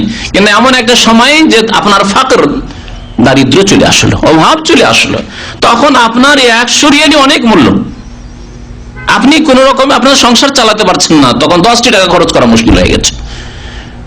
তখন ভাবছেন যে আল্লাহ তোমার রাস্তায় কিছু কাজ কাম করতাম, দিনের খেদমত করতাম, একটা মসজিদ তৈরি করতাম, একটা মাদ্রাসা করতাম, একটা ইসলামিক লাইব্রেরি গ্রামে করার ইচ্ছা হচ্ছে, পয়সা নেই। তাহলে গিনাকা কাবলা ফাকর, তোমার দরিদ্রতার পূর্বে তোমার সচ্ছলতাকে তুমি কাজে লাগাও। হিসাব করতে বলেছেন নিজের নবী করিম সাল্লাল্লাহু আলাইহি ওয়াসাল্লাম বলেছেন, জ্ঞানী ব্যক্তি ওই আল-কাইয়্যিসু মান দানা নাফসাহ, জ্ঞানী ব্যক্তি ওই ব্যক্তি যে ব্যক্তি নিজের হিসাব নিজেই করে, নিজের হিসাব নিজেই করে। ও আমেলা লিমা বাদাল মউত, আর মরণের পরের জন্য কাজ করে, মরণের পরের জন্য জ্ঞানী মানুষ কাজ করে। এখনই অনেক উদাহরণ দিয়ে বললাম যে দুনিয়ার জন্য আমরা কাজ করছি, জানছি সেই জন্য এই সম্পর্কে যে করলে কতটা আমার ফায়দা আছে। তাহলে আপনি আখেরাত যেখানে চিরকাল থাকতে হবে, আর দুটো স্থান, এমন নয় যে যাকে এদেশে পোষাইল না তার এক দেশ চলে যাব। আজকাল আছে না, সৌদি আরবে এসেছিলাম প্রবাসী জীবনে, এখানে পোষাইল না, যাও দেশে গিয়ে একটা কুয়েতের ভিসা নিয়ে চলে আসবো, কুয়েতে চলে আসবো, দিনারে ইনকাম করব অনেক টাকা। এখানে পোষাইল না, চলে গেলাম মালয়েশিয়া, চলে গেলাম, ইত্যাদি ইত্যাদি মেলা ক্ষেত্র আছে। দেশেই কিছু করলাম, চাকরি করে পোষালো না, ব্যবসা করবো, এখন স্বাধীনভাবে ব্যবসা করবো, কেউ কিছু বলতে পারবে না যে ডিউটিতে আসলে না কেন, আজকে লেট কেন, এই তো সেই, কেউ বলার থাকবে না, ইত্যাদি ইত্যাদি। কিন্তু আখিরাতে দুটো স্থান, ফামান যুহজিহা আনিন নারি ওয়া উদখিলাল জান্নাহ, জাহান্নাম থেকে যদি আপনি পরিত্রাণ পেয়ে যান আর জান্নাতে যেতে পারেন, তাহলে ফাকাদ ফাজ, তাহলে আপনি কামিয়াব হয়ে গেলেন, সফল কাম হয়ে গেলেন। আর না হলে উপায় নেই, দ্বিতীয় কোনো জায়গা নেই, শান্তির আর কোনো জায়গা নেই। তাই হিসাব করতে বলেছেন, আল কাইয়্যিসু মান দানা নাফসাহ, জ্ঞানী ব্যক্তি ওই ব্যক্তি যে ব্যক্তি নিজের হিসাব নিজেই করে। ও আমেলা লিমা বাদাল মউত, আর মরণের পরের জীবনের জন্য কাজ করে। ওয়াল আজিজু মান ইত্তাবা নাফসাহু হাওয়াহা, আর দুর্বল, মনের দিক দিয়ে দুর্বল মানুষ ওই ব্যক্তি যেই ব্যক্তি বড় বড় আশা তো করে কিন্তু কর্ম করে না, আশা করে। আজকাল মুসলিমদের অবস্থা এরকম, মুরজিয়া, বড় বড় আশা আকাঙ্ক্ষা নিয়ে বসে আছে যে লা ইলাহা ইল্লাল্লাহ মুহাম্মাদুর রাসূলুল্লাহ যখন পড়েছি, আর যখন আমরা মুসলিম, একদিন না একদিন জান্নাতে যাব, কি আশা দেন। অথচ কুফুরের অবস্থায় আছে, নামাজ না পড়ার কারণে পাপে ডুবে আছে। তো এইরকম হলে হবে না। ওয়া তামান্না আলাল্লাহ, আল্লাহর কাছে বড় বড় আশা নিয়ে বসে আছে। উমর ইবনে খাত্তাব রাদিয়াল্লাহু তাআলা ওই হাদিসটি বলছিলাম, হাসিবু আনফুসাকুম ক্বাবলা আন তুহাসাবু, তোমরা নিজের হিসাব আগেই করো, তোমাদের হিসাব হওয়ার আগে। ওয়া তাযায়্যানু লিল আরজিল আকবার, আল্লাহর সামনে যে তোমাদেরকে পেশ করা হবে হিসাবের জন্য, তার আগেই তোমরা নিজে সজ্জিত হয়ে যাও, আমলের দ্বারা সজ্জিত হয়ে যাও। ওয়া ইন্নামা ইয়াখিফুল হিসাবু ইয়াউমাল কিয়ামাহ, কিয়ামতের দিনে হিসাব কার হালকা হবে? আলামান হাসাবা নাফসাহু ফিদ দুনিয়া, পৃথিবীতে যে নিজের হিসাব নিজে করে রাখবে যে আমি কোন পানির মাছ, কেমন আমলের লোক, আমি কি ধার্মিক মানুষ, আমি কি 5 ওয়াক্ত নামাজি মানুষ, আমি কি কাবিরা গুনাহ থেকে বেঁচে থাকা মানুষ, না কাবিরা গুনাহতে ডুবে থাকা মানুষ। নিজের হিসাব যে নিজেই করতে পারবে সেই ব্যক্তির জন্য কিয়ামতের হিসাব হালকা হবে। মাইমুন বিন মেহরান রহমতুল্লাহ আলাইহি তিনি বলতেন, লা ইয়াকুনুল আবদু তাকিয়ান, কোন বান্দা মুত্তাকি হতে পারবে না, পরেজগার হতে পারবে না, হাত্তা ইউহাসিবা নাফসা, যতক্ষণ পর্যন্ত নিজের হিসাব নিজেই না করবে। নিজের হিসাব নিজেই, যে এই মাসে তুমি 5 ওয়াক্ত নামাজ জামাত সহকারে পড়তে পেরেছো কিনা, নিজের হিসাব করছো। তোমার তাকবীরে উলা, তাকবীরে তাহরিমা ছুটেছে নাকি। সালাফে সালেহিনরা এইরকম হিসাব করতেন। সাইয়্যিদ ইবনে মুসাইয়্যিব রাহমাতুল্লাহ আলাইহি তিনি তার জীবনে কোনোদিন কোন নামাজির পিঠ দেখেননি, গর্দন দেখেননি। তার জীবনীতে সত্য কথা লেখা হয়েছে যে তিনি নামাজ পড়তে গিয়ে মসজিদে কোন মানুষের পিঠ বা গর্দন দেখেননি। তার মানে কি, দ্বিতীয় কাতারে জীবনে নামাজ পড়েননি তিনি, কারো গর্দন দেখার সুযোগ হয়নি, প্রথম কাতারে সবসময় নামাজ পড়েছে।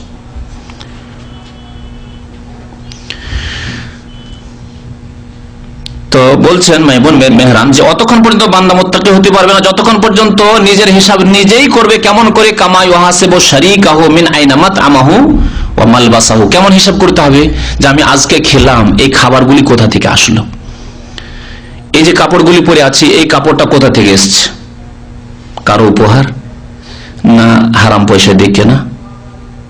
জি, আজকে আমার ছেলে মেয়েদেরকে খাওয়াইলাম, এই যে খাওয়াইলাম, গোস্ত কিনে নিয়ে আসলাম কোন টাকা দিয়ে, মাছ কিনে নিয়ে আসলাম কোন টাকা দিয়ে, হালাল পয়সা দিয়ে না হারাম পয়সা দিয়ে। আমি চাউলের বস্তা কিনে নিয়ে আসলাম হারাম পয়সা দিয়ে না হালাল পয়সা দিয়ে, ইত্যাদি। আমি যে এই যে জুস নিয়ে আসলাম এলো চুরি করা না হালাল, মালিকের কাছ থেকে চুরি করেছি, এই যে মোবাইল আমি ব্যবহার করছি, আমার এটা টাকা দিয়ে কেনা না একজনের পড়ে গেল আর উঠিয়ে নিলাম,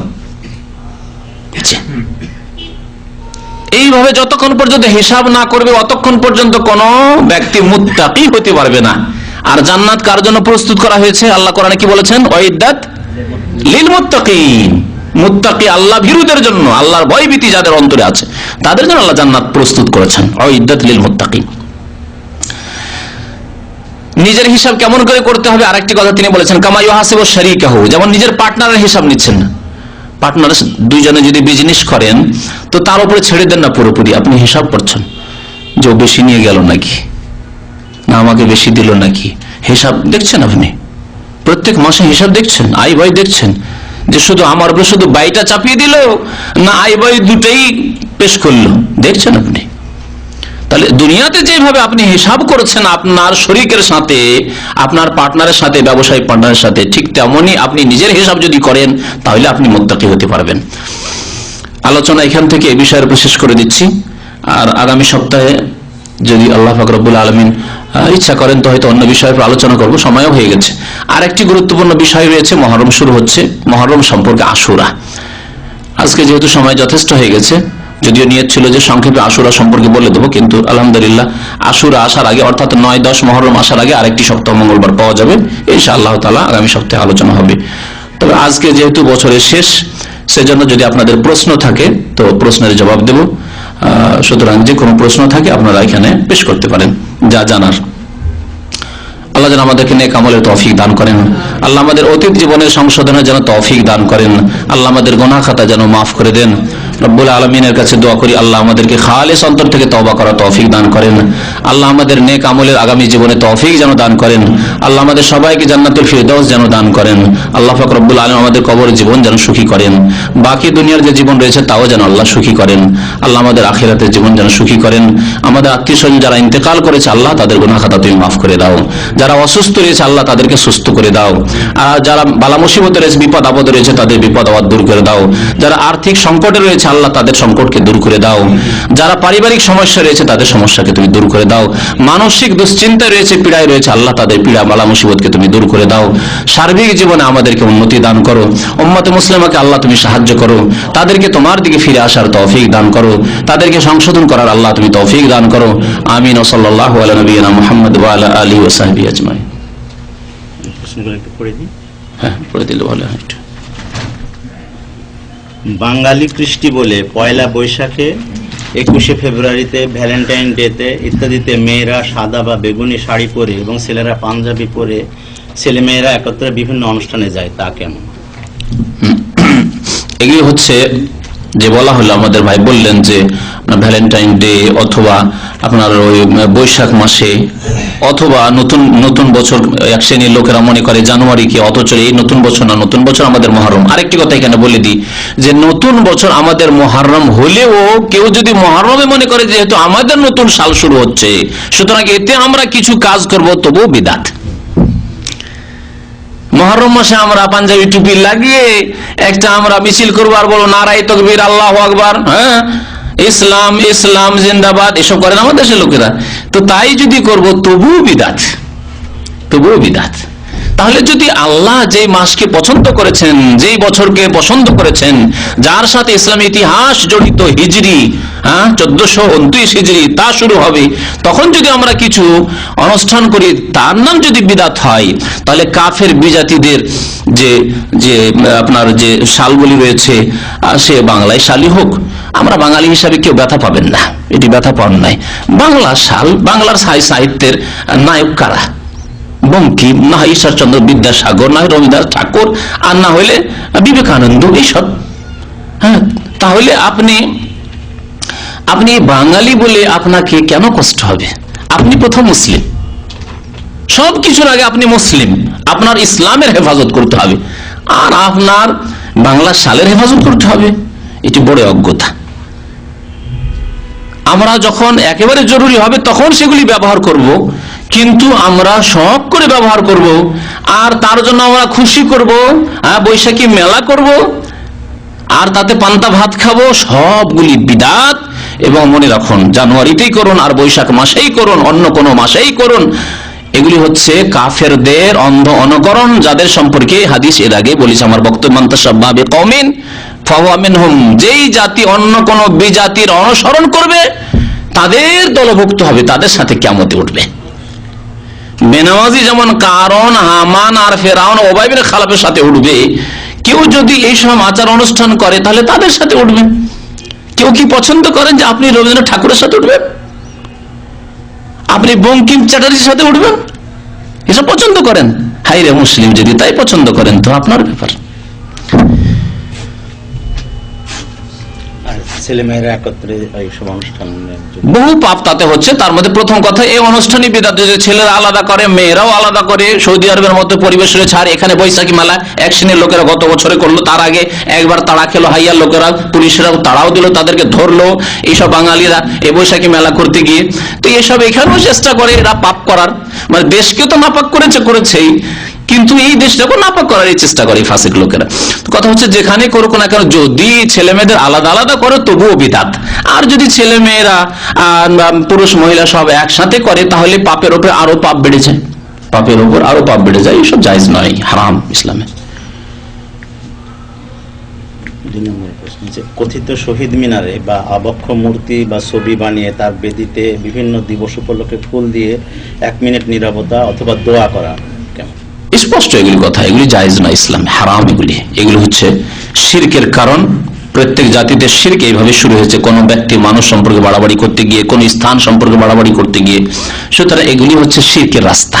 কবর মাজার পূজাগুলি যে ওলিয়া উলিয়ার নামে শুরু হয়েছে এইভাবে বাড়াবাড়ি করতে গিয়ে পাকা করা হয়েছে, সাধারণ কবর করে রাখা হয়নি। যদি সাধারণ কবর করে রাখা হয়তো অন্য কবর মিটে গেছে, সব মুছে যেত, মিটে যেত। কিন্তু এই পাকা কবর করতে গিয়ে কবর পূজা শুরু হয়েছে। ঠিক তেমনি এগুলি হচ্ছে পূজার স্থানে পরিণত হয়েছে। জি। চৈত্র মাসের শেষে বা বৈশাখের প্রথমে হালখাতা করা কেন? হালখাতা যদি এটিকে কোনো অনুষ্ঠান এরকম মনে করে যে ধর্মীয় ব্যাপার স্যাপার বা এটি আমাদের জাতীয় ব্যাপার, তাহলে জায়েজ নয়।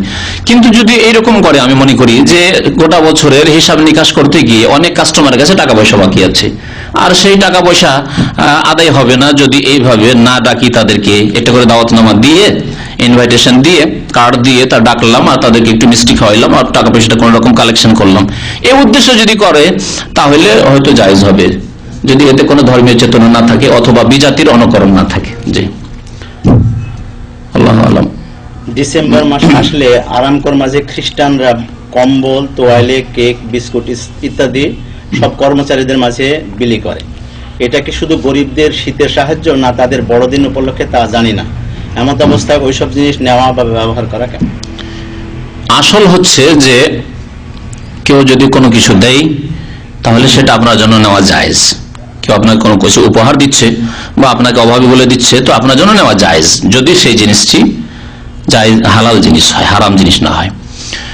আর ডিসেম্বরে যেহেতু শীত শুরু হতে যাচ্ছে, সৌদি আরবে ডিসেম্বরে শীত শুরু হচ্ছে, সেই জন্য হয়তো এই উদ্দেশ্যে দিচ্ছে। সুতরাং তাকে আবার জিজ্ঞাসা করা খতিয়ে যে এটা কি জন্য দিলেন, আপনাদের বছর শেষ হচ্ছে 25 ডিসেম্বর উপলক্ষে দিলেন না শীত শুরু হচ্ছে সেজন্য দিলেন, এটা কোনো প্রয়োজন নেই।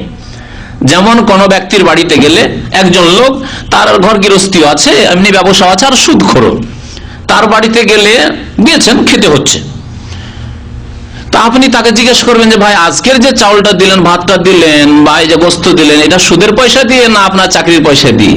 না, এইভাবে জিজ্ঞেস করা জায়েজ না। এগুলি বাংলাদেশে একটি জামাত শুরু হয়েছে, জামাতুল মুসলিমিন, একটি বিদাতি জামাত তৈরি হয়েছে। হ্যাঁ, পাকিস্তান থেকে শুরু হয়েছে। আর এই বাচ্চা দিয়ে বাচ্চা আবার চলে গেছে বাংলাদেশ আর ভারতেও চলে গেছে, কিন্তু প্রথম বাচ্চা দেনওয়ালা এই জামাতের হচ্ছে পাকিস্তানে। তো এরা ঘর ঘর গিয়ে জিজ্ঞেস করে, কোন গ্রামে গেলে তারা ইসলামের দাওয়াত দিতে যাবে, আর যাওয়ার পরে এরা বিশেষ করে খুলনা টুলনা এই দিকটায় খুব বেশি আছে, এরা বগুড়ায় আছে। তো এরা গিয়ে জিজ্ঞেস করবে, যদি খেতে দিতে চান আপনার ইনকাম সোর্স কি? যদি আপনি সুদী ব্যাংকে চাকরি করেন, বলছেন না আপনার বাড়ি খাও না, এসব ইসলামে নেই। আসল হচ্ছে যে আপনাকে একজন মুসলিম খেতে দিয়ে, এমনকি অমুসলিমও খেতে দিচ্ছে, আর হালাল বস্তু, গরুর গোস্ত দিচ্ছে, খাসির গোস্ত দিচ্ছে, খাবেন। হ্যাঁ, সরের গোস্ত দিলে খাবেন না, কুকুরের গোস্ত দিলে খাবেন না আপনি, কারণ আপনার জন্য হারাম। সে মুসলিম দিকে আর অমুসলিম দিকে। নবী সাল্লাল্লাহু আলাইহি ওয়াসাল্লাম ইহুদির বাড়ি দাওয়াত খেয়েছেন। তো কথা হচ্ছে যে আসল হচ্ছে যে আপনার এসব নেওয়া জায়েজ, খতিয়ে জিজ্ঞাসা করার কোনো প্রয়োজন নেই। তবে যদি আপনার কাছে স্পষ্ট প্রমাণ থাকে আর বলে দেয় যে এটা তোমাকে গিফট দিচ্ছি আমাদের 25 ডিসেম্বর উপলক্ষে, তাহলে নেবেন না, নেওয়া জায়েজ নাই। নেবেন না আপনি। তাহলে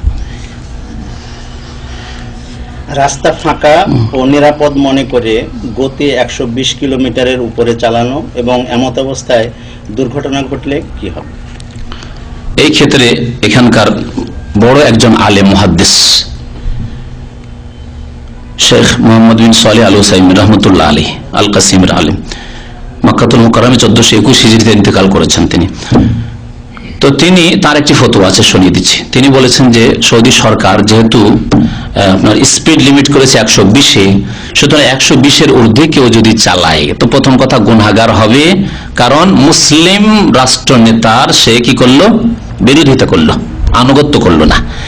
এমনকি অমুসলিম, শুনুন, অমুসলিম রাষ্ট্র নেতা তারপরেও যদি এইরকম আইন তৈরি করে, জনসাধারণের কল্যাণের জন্য তৈরি করেছে, সুতরাং আনুগত্য এখানেও করতে হবে। আর এতে আপনার শরীয়তি কাজে কোনো বাধা নেই, যে আপনি সরকারের এই ক্ষেত্রে আপনার এই যে সিগন্যালগুলি আছে, ধরেন ইন্ডিয়ার সিগন্যাল আছে, নেপালের সিগন্যাল আছে, থাইল্যান্ডের সিগন্যাল আছে, আপনি সিগন্যাল ওভারটেক করে চলে যাবেন, হ্যাঁ, সিগন্যাল রেড হচ্ছে চলে যাবেন না, জায়েজ নয়। যে কোনো মুসলিম দেশে জায়েজ নয়, কারণ এটি আপনাদের সাথেই করা হয়েছে এই আইনগুলি, মুসলিম হোক আর অমুসলিম হোক। বিশেষ করে মুসলিম না তাহলে তাদের আনুগত্যের ব্যাপারটি, গুরুত্বটি আরো বেড়ে যায়, কারণ আল্লাহ পাক রব্বুল আলামিন তার আদেশ করেছেন উলিল আমরে মিনকুম, তাদের আনুগত্য করতে বলেছেন। তো এই আনুগত্য করলো না, সে যেন গুনাহগার হবে। এক। 2 নম্বর কথা, যেহেতু তাকে বলা হয়েছে 120-এর বেশি চালাবে না, তার বেশি যদি চালায় আর আল্লাহ না করে কোনো অ্যাক্সিডেন্ট হয় আর যদি প্রাণহানি হয়, তাহলে তারা শহীদ হবে না, বরং আত্মহত্যার শামিল হবে, আত্মহত্যার শামিল হবে। যেমন কেউ বললো, ভাবলো যে একতলা বিল্ডিং ছাদের উপর থেকে লাফ দিয়ে পড়ে গেলে এমন বা কি হবে, কিছু হবে না, কিন্তু এতে সম্ভাবনা আছে মরে যাওয়ার। যদি একতলা বিল্ডিং থেকে ছাদের উপর থেকে লাফ দিল আর মারা গেল, তাহলে কি বলবেন? তাকে আত্মহত্যা করা বলবেন না? আত্মহত্যা করা। ওই রকমই 120, 30, 40 চালালে হয়তো অ্যাক্সিডেন্ট হবে না, কিন্তু যদি হয়ে যায় তাহলে বাঁচবেন না, অথবা অ্যাক্সিডেন্ট হলে আহত হলে হয়তো মরলেন না, কিন্তু মরেও যেতে পারেন, মরারও সম্ভাবনা বেশি রয়েছে।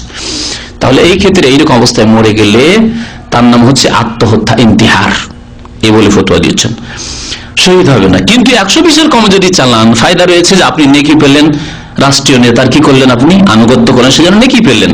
2 নম্বর হচ্ছে যে আল্লাহ না করে 100-তে চালাচ্ছিলেন, 80-তে চালাচ্ছিলেন, 120-এর কমে চালাচ্ছিলেন, আর এই অবস্থায় অ্যাক্সিডেন্ট হয়ে গেল, মারা গেলেন, তাহলে ইনশাআল্লাহ শহীদ হবেন। কারণ নবী সাল্লাল্লাহু আলাইহি ওয়াসাল্লাম বলেছেন যে আশ-শুহাদাউ সাবআ, আল্লাহর রাস্তায় শহীদ হওয়া ছাড়াও, মানে আল্লাহর দিন কায়েম করতে গিয়ে, আল্লাহর কালিমাকে উঁচু করতে গিয়ে শহীদ হওয়া ছাড়া, এটা সবচেয়ে বড় শহীদ। এছাড়াও 7 রকমের শহীদ রয়েছে, তার মধ্যে আল হাদমু শহীদুন, কোনো কিছু পড়ে গিয়ে যদি মারা যান শহীদ, দেওয়াল পড়ে গিয়ে, গাড়ি পড়ে গিয়ে, কিছু হোক, আল গারকু শহীদ, ডুবে গিয়ে কেউ মারা যায় শহীদ। তো এর মধ্যে শামিল ইনশাআল্লাহ তাআলা হবেন ওই ব্যক্তি, যে ব্যক্তি 120-এর কমে চালাবেন। সুতরাং এই ক্ষেত্রে একজন মুসলিম, বিশেষ করে দিনদার মানুষ, যে 5 ওয়াক্ত নামাজ পড়ছেন আর আপনি হালাল হারামকে বেঁচে চলছেন, জীবনের প্রত্যেকটি ক্ষেত্রে হালাল হারাম বেঁচে চলবেন। আমি ওই গরমের সিজনে বাচ্চাদেরকে ওই জামে রাইয়ানে ওই হেফজে ছাড়তে যেতাম ফজর নামাজের সাথে সাথে, অনেক সময় ফজর আগে ওখানে গিয়ে ফজর পড়তাম, দেখতাম রাস্তা খালি আছে, সিগন্যাল লাল আছে, ডান দিক দিয়ে বাম দিক দিয়ে কেটে চলে যায় অনেকে।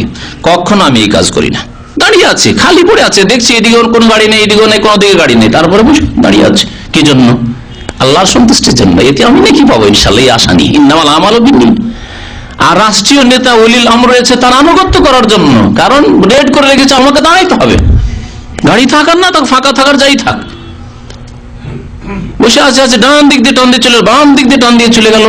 অধিকাংশ লোকেরা, অল্প কিছু লোক হয়তো থাকে দুটো একটা, কেউ কোনো সময়, না হলে প্রায় দেখা যায় টান দিয়ে চলে গেল। যাক, সে অন্যায় কাজ করছে, সেজন্য আপনি অন্যায় কাজ করে কখনো না।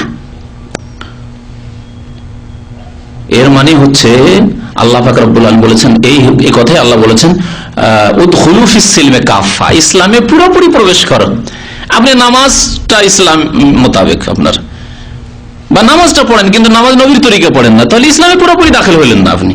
ঠিক তেমনি আপনি নামাজ, রোজা, হজ, যাকাত এই পর্যন্ত ইসলাম আছে, কিন্তু গাড়ি চালাবার ক্ষেত্রে না, ওই ক্ষেত্রে আপনি ইসলামের বিধিবিধান মেনে চলেন না, আপনি সিগন্যাল মানার ক্ষেত্রে না, ওই ক্ষেত্রে আপনি মানেন না, দিলেন টান আপনি না, তাহলে আপনি পুরোপুরি ইসলামে দাখিল হলেন না। জীবনের প্রত্যেকটি ক্ষেত্রে আপনাকে নিজেকে ইসলামের মধ্যে ঢুকাতে হবে। উদখুলু ফিস সিলমে কাফা। সব ধর্মগ্রন্থের উপরে সংবিধানের স্থান, এটা বলা বা বিশ্বাস করা বা প্রচার করা, এটি ইসলাম বিনষ্টকারী একটি আকীদা বা কথা। কেউ যদি এ কথা বলে তাহলে তার ইসলাম নষ্ট হয়ে যাবে। নওয়াকিজুল ইসলাম এ সম্পর্কে ইনশাআল্লাহ বক্তব্য করব।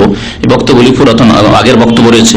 ইসলাম বিনষ্টকারী বিষয় বেশ কিছু রয়েছে, তার মধ্যে একটি হচ্ছে আল্লাহর দ্বীনের ওপর অন্য কোন মতবাদকে, দিনকে অথবা মতবাদকে প্রাধান্য দেওয়া অথবা সমান মনে করা। কেউ যদি মনে করে যে কার্ল মার্কসের মতবাদ আর মুহাম্মদ সাল্লাল্লাহু আলাইহি ওয়াসাল্লাম জানিয়ে এসেছেন, তিনিও সংশোধন করেছেন, ইনিও সংশোধন করেছেন, ওই সমান সমান, ওপরেও যদিও না করে সমান করে, তাহলে সে বড় কাফের মুরতাদ হয়ে যাবে, মুসলমান থাকবে না, নামাজ রোজা হজ যাকাত করলেও। জি, তো ইনশাআল্লাহ এই বিষয়ে আলোচনা করবো, যাতে করে অনেক মুসলিম ভাবে যে আমরা মুসলিম, আবার কি করে আমরা জাহান্নামে যাব, আমরা মুসলিম, কিন্তু জীবনের কত ক্ষেত্রে যে ইসলামকে নষ্ট করছে খোঁজই রাখে না। জি, সংবিধানকে বড় বলা তো দূরের কথা, যদি বলে আমাদের সংবিধান আর কোরআন একই সমান সমান, তাহলে সে মুরতাদ কাফের মুসলমান নাই, যে কোনো দেশের মানুষ হোক না কেন, যে কোনো দেশের মানুষ হোক না কেন। কারণ মুসলিমের সংবিধান বিধানই হবে কোরআন। যেমন সৌদি আরবের বাদশাহ ঘোষণা করেছেন, যখন প্রথম বাদশাহ হলেন ঘোষণা করেছেন স্পষ্ট যে আমাদের সংবিধান হচ্ছে কোরআন, আর দস্তুর হচ্ছে রাসূলুল্লাহ সাল্লাল্লাহু আলাইহি ওয়াসাল্লামের সুন্নাত, কোরআন সুন্নাহ। প্রত্যেক মুসলিমকে উদার চিত্তে কথা মেনে নিয়ে ওয়াসাল্লিমু তাসলিমা, চোখ বন্ধ করে এর উপর আমল করা উচিত, তাহলে শান্তি কায়েম হয়ে যেত। আজকে দেখুন সারা পৃথিবীর মধ্যে সবচাইতে কম অপরাধ হয় সৌদি আরবে, সবচাইতে কম খুন হয়, সবচাইতে কম ছিনতাই হয়, সবচাইতে কম মারামারি হয়, সবচাইতে কম চুরি ডাকাতি হয়, ইত্যাদি ইত্যাদি, তাই না? সারা বিশ্বের অমুসলিমরা স্বীকার করতে বাধ্য। কি জন্য? এখানকার লোকগুলি এমনিতে কি অটোমেটিক সব ভালো হয়ে গেছে নাকি? হ্যাঁ, ইসলামের অবদান, ইসলামী আইনের বাস্তবায়ন রয়েছে। সেই জন্য আপনিও বাংলাদেশে, এমনকি ভারতে গান্ধী বলেছিলেন, কিন্তু গান্ধী বাস্তবায়ন করেননি। আল্লাহ যদি তাকে তৌফিক দিতেন, গান্ধীর এই কথা আছে, গান্ধী বলেছে যে আমি যদি স্বাধীনতা নিয়ে আসতে পারি, তাহলে আমি ওমর যেভাবে দেশ চালিয়েছে রাদিয়াল্লাহু তাআলা আনহু, যেভাবে দেশ চালিয়েছে, দেশ পরিচালনা করে, সেইভাবে আমি দেশ চালাবো। যদিও আল্লাহ তৌফিক দেয়নি, হিদায়াতের মালিক আল্লাহ। আবু তালেবকে যেভাবে আল্লাহ হিদায়াত করেনি, গান্ধীকে আল্লাহ হিদায়াত করেননি। তো কথা হচ্ছে যে অমুসলিমরা বলতে বাধ্য যে ইসলাম শান্তি প্রতিষ্ঠা করতে পারে, আর কোন মানুষ তৈরি করা মতবাদ দিয়ে শান্তি পৃথিবীতে প্রতিষ্ঠা হতে পারে না। আজকে আমেরিকাতে কত ক্রাইম হচ্ছে আপনি চিন্তা করেন। বিদেশি লোকদের যেখানে সেখানে চলাফেরা মুশকিল, আর আপনি একজন প্রবাসী, আমি একজন প্রবাসী, আরামসে লাখ লাখ টাকা পকেটে নিয়ে এখান থেকে রাত্রে গাড়িতে বসেন আর মক্কার রাস্তায় চলে যান। রাস্তা আপনাকে চিন্তাই করতে হবে না যে আমাকে কোথায় রিয়াজ দামামের মধ্যে একটিও বাড়ি ঘর নেই, 400 কিলোমিটার মরুভূমি কোথায় চিন্তায় হয়ে যাবে, এই চিন্তায় আসবে না, কল্পনাও আসবে না। অথচ আপনি এখান থেকে যাচ্ছেন, সন্ধ্যা যদি রাত হয়ে যায় ঢাকা এয়ারপোর্টে, আরে বাড়ি তো আমার নারায়ণগঞ্জ, কেমন করে যাব, বাড়ি থেকে কেউ এলো না আমাকে রিসিভ করার জন্য, একা যেতে পারবো না। বাস্তব সত্য কিনা? তাহলে ইসলামের বরকত। আর মানুষের সংবিধান দিয়ে কোনোদিন শান্তি আসতে পারে না, অসম্ভব কথা। অশান্তি আর অশান্তি ছাড়া আর কিছু পাবেন না। আপনি বলেছেন হিন্দুর বাড়িতে গরু খাসি এবং মুরগির মাংস খাওয়া যায়, কিন্তু তারা তো বিসমিল্লাহ বলে জবাই করে না। হ্যাঁ, জবাই আপনাকে করতে হবে। আমি কি বলেছি যে তাদের জবাই খাওয়া যায়? বলিনি। তবে যদি আহলি কিতাব জবাই করে, আহলি কিতাবের জবাই আল্লাহ খেতে বলেছেন, আহলি কিতাব অর্থাৎ ইহুদি খ্রিস্টান। কিন্তু মুশরিক যদি জবাই করে, মুশরিক মানে পত্তলিক যারা, আর মুশরিক মানে কবর পূজারী। আপনি কোথায় যাচ্ছেন? আট রসিওয়ালা, মাইজ ভান্ডারিওয়ালা, কবর পূজারী, দেওয়ানবাগী কবর পূজারা কবরে সেজদা করে, তারা যদি জবাই করে, যারা খাজা মরিদি চিশতির কবরে গিয়ে সেজদা করে, আর ওই কি বলে খাসি মোরগ জবাই করে, তারা জবাই করে, আপনার জন্য খাওয়া হারাম, যদিও সে 5 ওয়াক্ত নামাজ পড়ে। আল্লাহ মুশরিকদের জবিহা খেতে নিষেধ করেছেন, হারাম করেছেন। হিন্দুদের হোটেলে আপনি যদি ভাত খান, আপনি এমন কিছু খান, নিরামিষ খান বা মাছ খান, অসুবিধা নেই। গোস্ত খাওয়ার ক্ষেত্রে যেহেতু সন্দেহ রয়েছে যে তারাই হয়তো জবাই করেছে, যদিও মুসলিম কসাইখানা থেকে অনেক সময় নিয়ে আসে, কিন্তু না, আপনি খাবেন না। এইরকম অমুসলিম যে ফ্লাইটগুলিতে আপনি সফর করছেন, আমি কোনো ক্ষেত্রে হয়তো সফর করতে এরকম বাধ্য হলে, যদিও চেষ্টা করি যে মুসলিম ফ্লাইটে সফর করব, কিন্তু যদি সফর করতে হয় তাহলে আমি ভেজিটেবল খাবো, সবজি খাবো, অথবা মাছ খাবো, যদি মাছ থাকে, তাহলে গোস্ত খাবো না। এটি হচ্ছে আমার ইমানের সতর্কতা, তাকওয়ার দাবি। জি, এটি হওয়া উচিত একজন মুসলিমের। হজ অফিসাররা তাসরিয়া দেওয়ার নাম করে নিয়ে যাচ্ছে, কিন্তু বিনা তাসরিয়াতে চেক পয়েন্টে টাকা দিয়ে পার করছে, এটা হারাম, এটি জায়েজ নয়, স্পষ্ট হারাম। এবং এই হজে হাজী সাহেবদের খেদমতের নামে তারা পাপ করছে। যদি তারা সত্যি এইভাবে তাসরিহ দিতে পারবে না অথচ মানুষের সাথে ওয়াদা করে, তাহলে ওয়াদা করে অথচ দিতে পারবে না, জানছে আমাদের ক্ষমতায় নেই, তাহলে এটি হচ্ছে মুনাফিকি লক্ষণ। নবী সাল্লাল্লাহু আলাইহি ওয়াসাল্লাম মুনাফিকি লক্ষণের কথা বলেছেন। আর এই হারাম রিজিক, মনে হলো যে হজের ব্যবসা কত সুন্দর বা ব্যবসা, কিন্তু আসলে রিজিক হারাম, রিজিক হারাম। খবরদার কোনো মানুষকে ধোঁকা দেওয়ার চেষ্টা করবেন না। যদি হালাল উপায়ে ব্যবসা করা সম্ভব হয় তো ভালো কথা, আর না হলে এই সব ব্যবসা ছেড়ে দিয়ে অন্য ভালো কাজ করেন, যাতে আল্লাহ বরকত দেবেন। ওনার প্রশ্ন ছিল হজে কোনো সমস্যা? হজে যে ব্যক্তি গিয়েছে নিজে পয়সা দেবেন না, নিজে পয়সা দেবেন না। এরকম যদি হজ অফিসওয়ালা দিয়ে থাকে কি থাকে তারা গুনাহগার হবে, কিন্তু নিজে দেবে যে নেন এই পয়সা নেন, ঘুষ নেন আর আমাকে পার করেন, জায়েজ নেই, হারাম। হজ হলেও হজে মাবরুর হবে না, হজে মাবরুরের সওয়াব আল্লাহ জান্নাত বলেছেন, হজে মাবরুর হবে না। এরকম হজের রাস্তায় গিয়ে হজের সফরে গিয়ে যদি গুনার কাজ করে তাহলে ফরজ আদায় হতে পারে, ফরজ হয়তো আদায় হয়ে গেল জীবনে একটি হজ, কিন্তু হজে মাবরুর যার সওয়াব হচ্ছে জান্নাত এবং মায়ের পেট থেকে ভূমিষ্ঠ হওয়ার মতো ফিরে আসা, এই সব এই মর্যাদা পাবে না এই হজ দিয়ে। সরকার 5 বছর পর পর হজ অনুমোদন রেখেছেন, কেউ যদি প্রতি বছর করে তাহলে হজ হবে না। তবে যদি সরকারের উদ্দেশ্যে করে তাহলে ঠিক আছে, যেমন ডাক্তার মেডিকেলের খেদমতের জন্য যাচ্ছে আর হজ করে নিল, তারপরে দাওয়াতি কাজে যাচ্ছে, যেমন আমরা যাচ্ছি দাওয়াতি কাজে দিনের খেদমতে যাচ্ছি, তাহলে ঠিক আছে। বা ক্লিনার ক্লিন করতে গেছে আর হজ করার সুযোগ পেয়ে গেছে, ওই এক কথাই সরকারের আদেশে যদি যায় তাহলে ঠিক আছে। আর এই লুকিয়ে চুরি এইভাবে হজ করবে, এইভাবে করা ঠিক নয়। কারণ আমাদের স্বার্থে বা সারা বিশ্বের যা বৃদ্ধ হাজির আসছে, দূর দূরান্ত থেকে যে হাজির আসছে, তাদের খেদমতের জন্য, যাতে তাদের খেদমতটা সুন্দর করে হয়, আর আমরা এখানকার প্রবাসীরা যদি এত ভিড় করি তাহলে তাদের জন্য বড় কষ্টকর হয়ে যাবে। তাই এই আইন তৈরি করা হয়েছে। এই আইন শুধু এখানকার জন্য না, আমার মনে হয় ইন্ডিয়া, বাংলাদেশ এইসব দেশেরও তৈরি করা হয়েছে, তাই না? 5 বছরে একবার, ওখানেও প্রতি বছর আসতে পারবে না, অ্যাপ্লাই করতে পারবে না হজের জন্য। জি,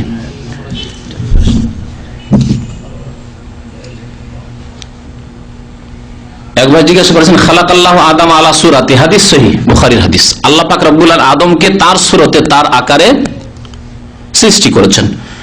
এই হাদিসের অর্থ কি, এই নিয়ে উলামায়ে কেরামদের অনেক মত রয়েছে।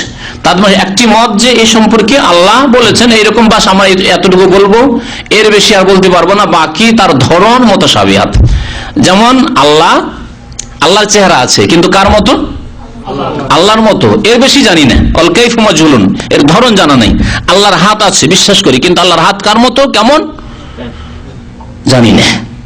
ঠিক আছে, তো আল্লাহ পাক রব্বুল আরশের সমাসীন রয়েছেন, কেমন হয়ে আল্লাহ ভালো জানেন, জানি না। ঠিক তেমনি আল্লাহ আদমকে সৃষ্টি করেছেন তার আকৃতিতে, তার সূরতে, এই কথা এতটুকু অর্থ জানি, বাস এর বেশি কেমন তা জানি না। এই একটি কথা।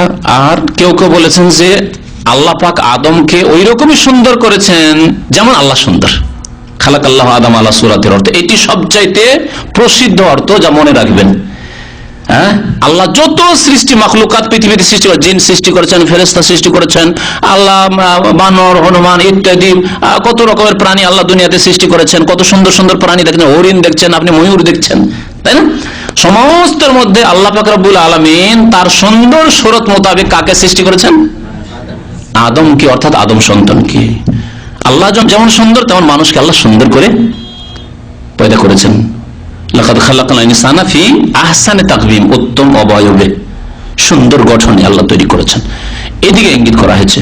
আর কেউ কেউ একটা অর্থ করেছেন যে সূরাতিহি মানে সিফাতিহি, আল্লাহর মধ্যে যে ভালো ভালো গুণ আছে, ওই ভালো ভালো গুণগুলির কিছু অংশ মানুষকে দিয়ে আল্লাহ কি করেছেন? সৃষ্টি করেছেন। আল্লাহর মধ্যে রয়েছে কিসের গুণ? রহমতের গুণ। মানুষের মধ্যে দয়া আছে, সবচেয়ে বেশি দয়া অন্যান্য সৃষ্টি প্রাণীর চাইতে মানুষের মধ্যে দয়া রয়েছে।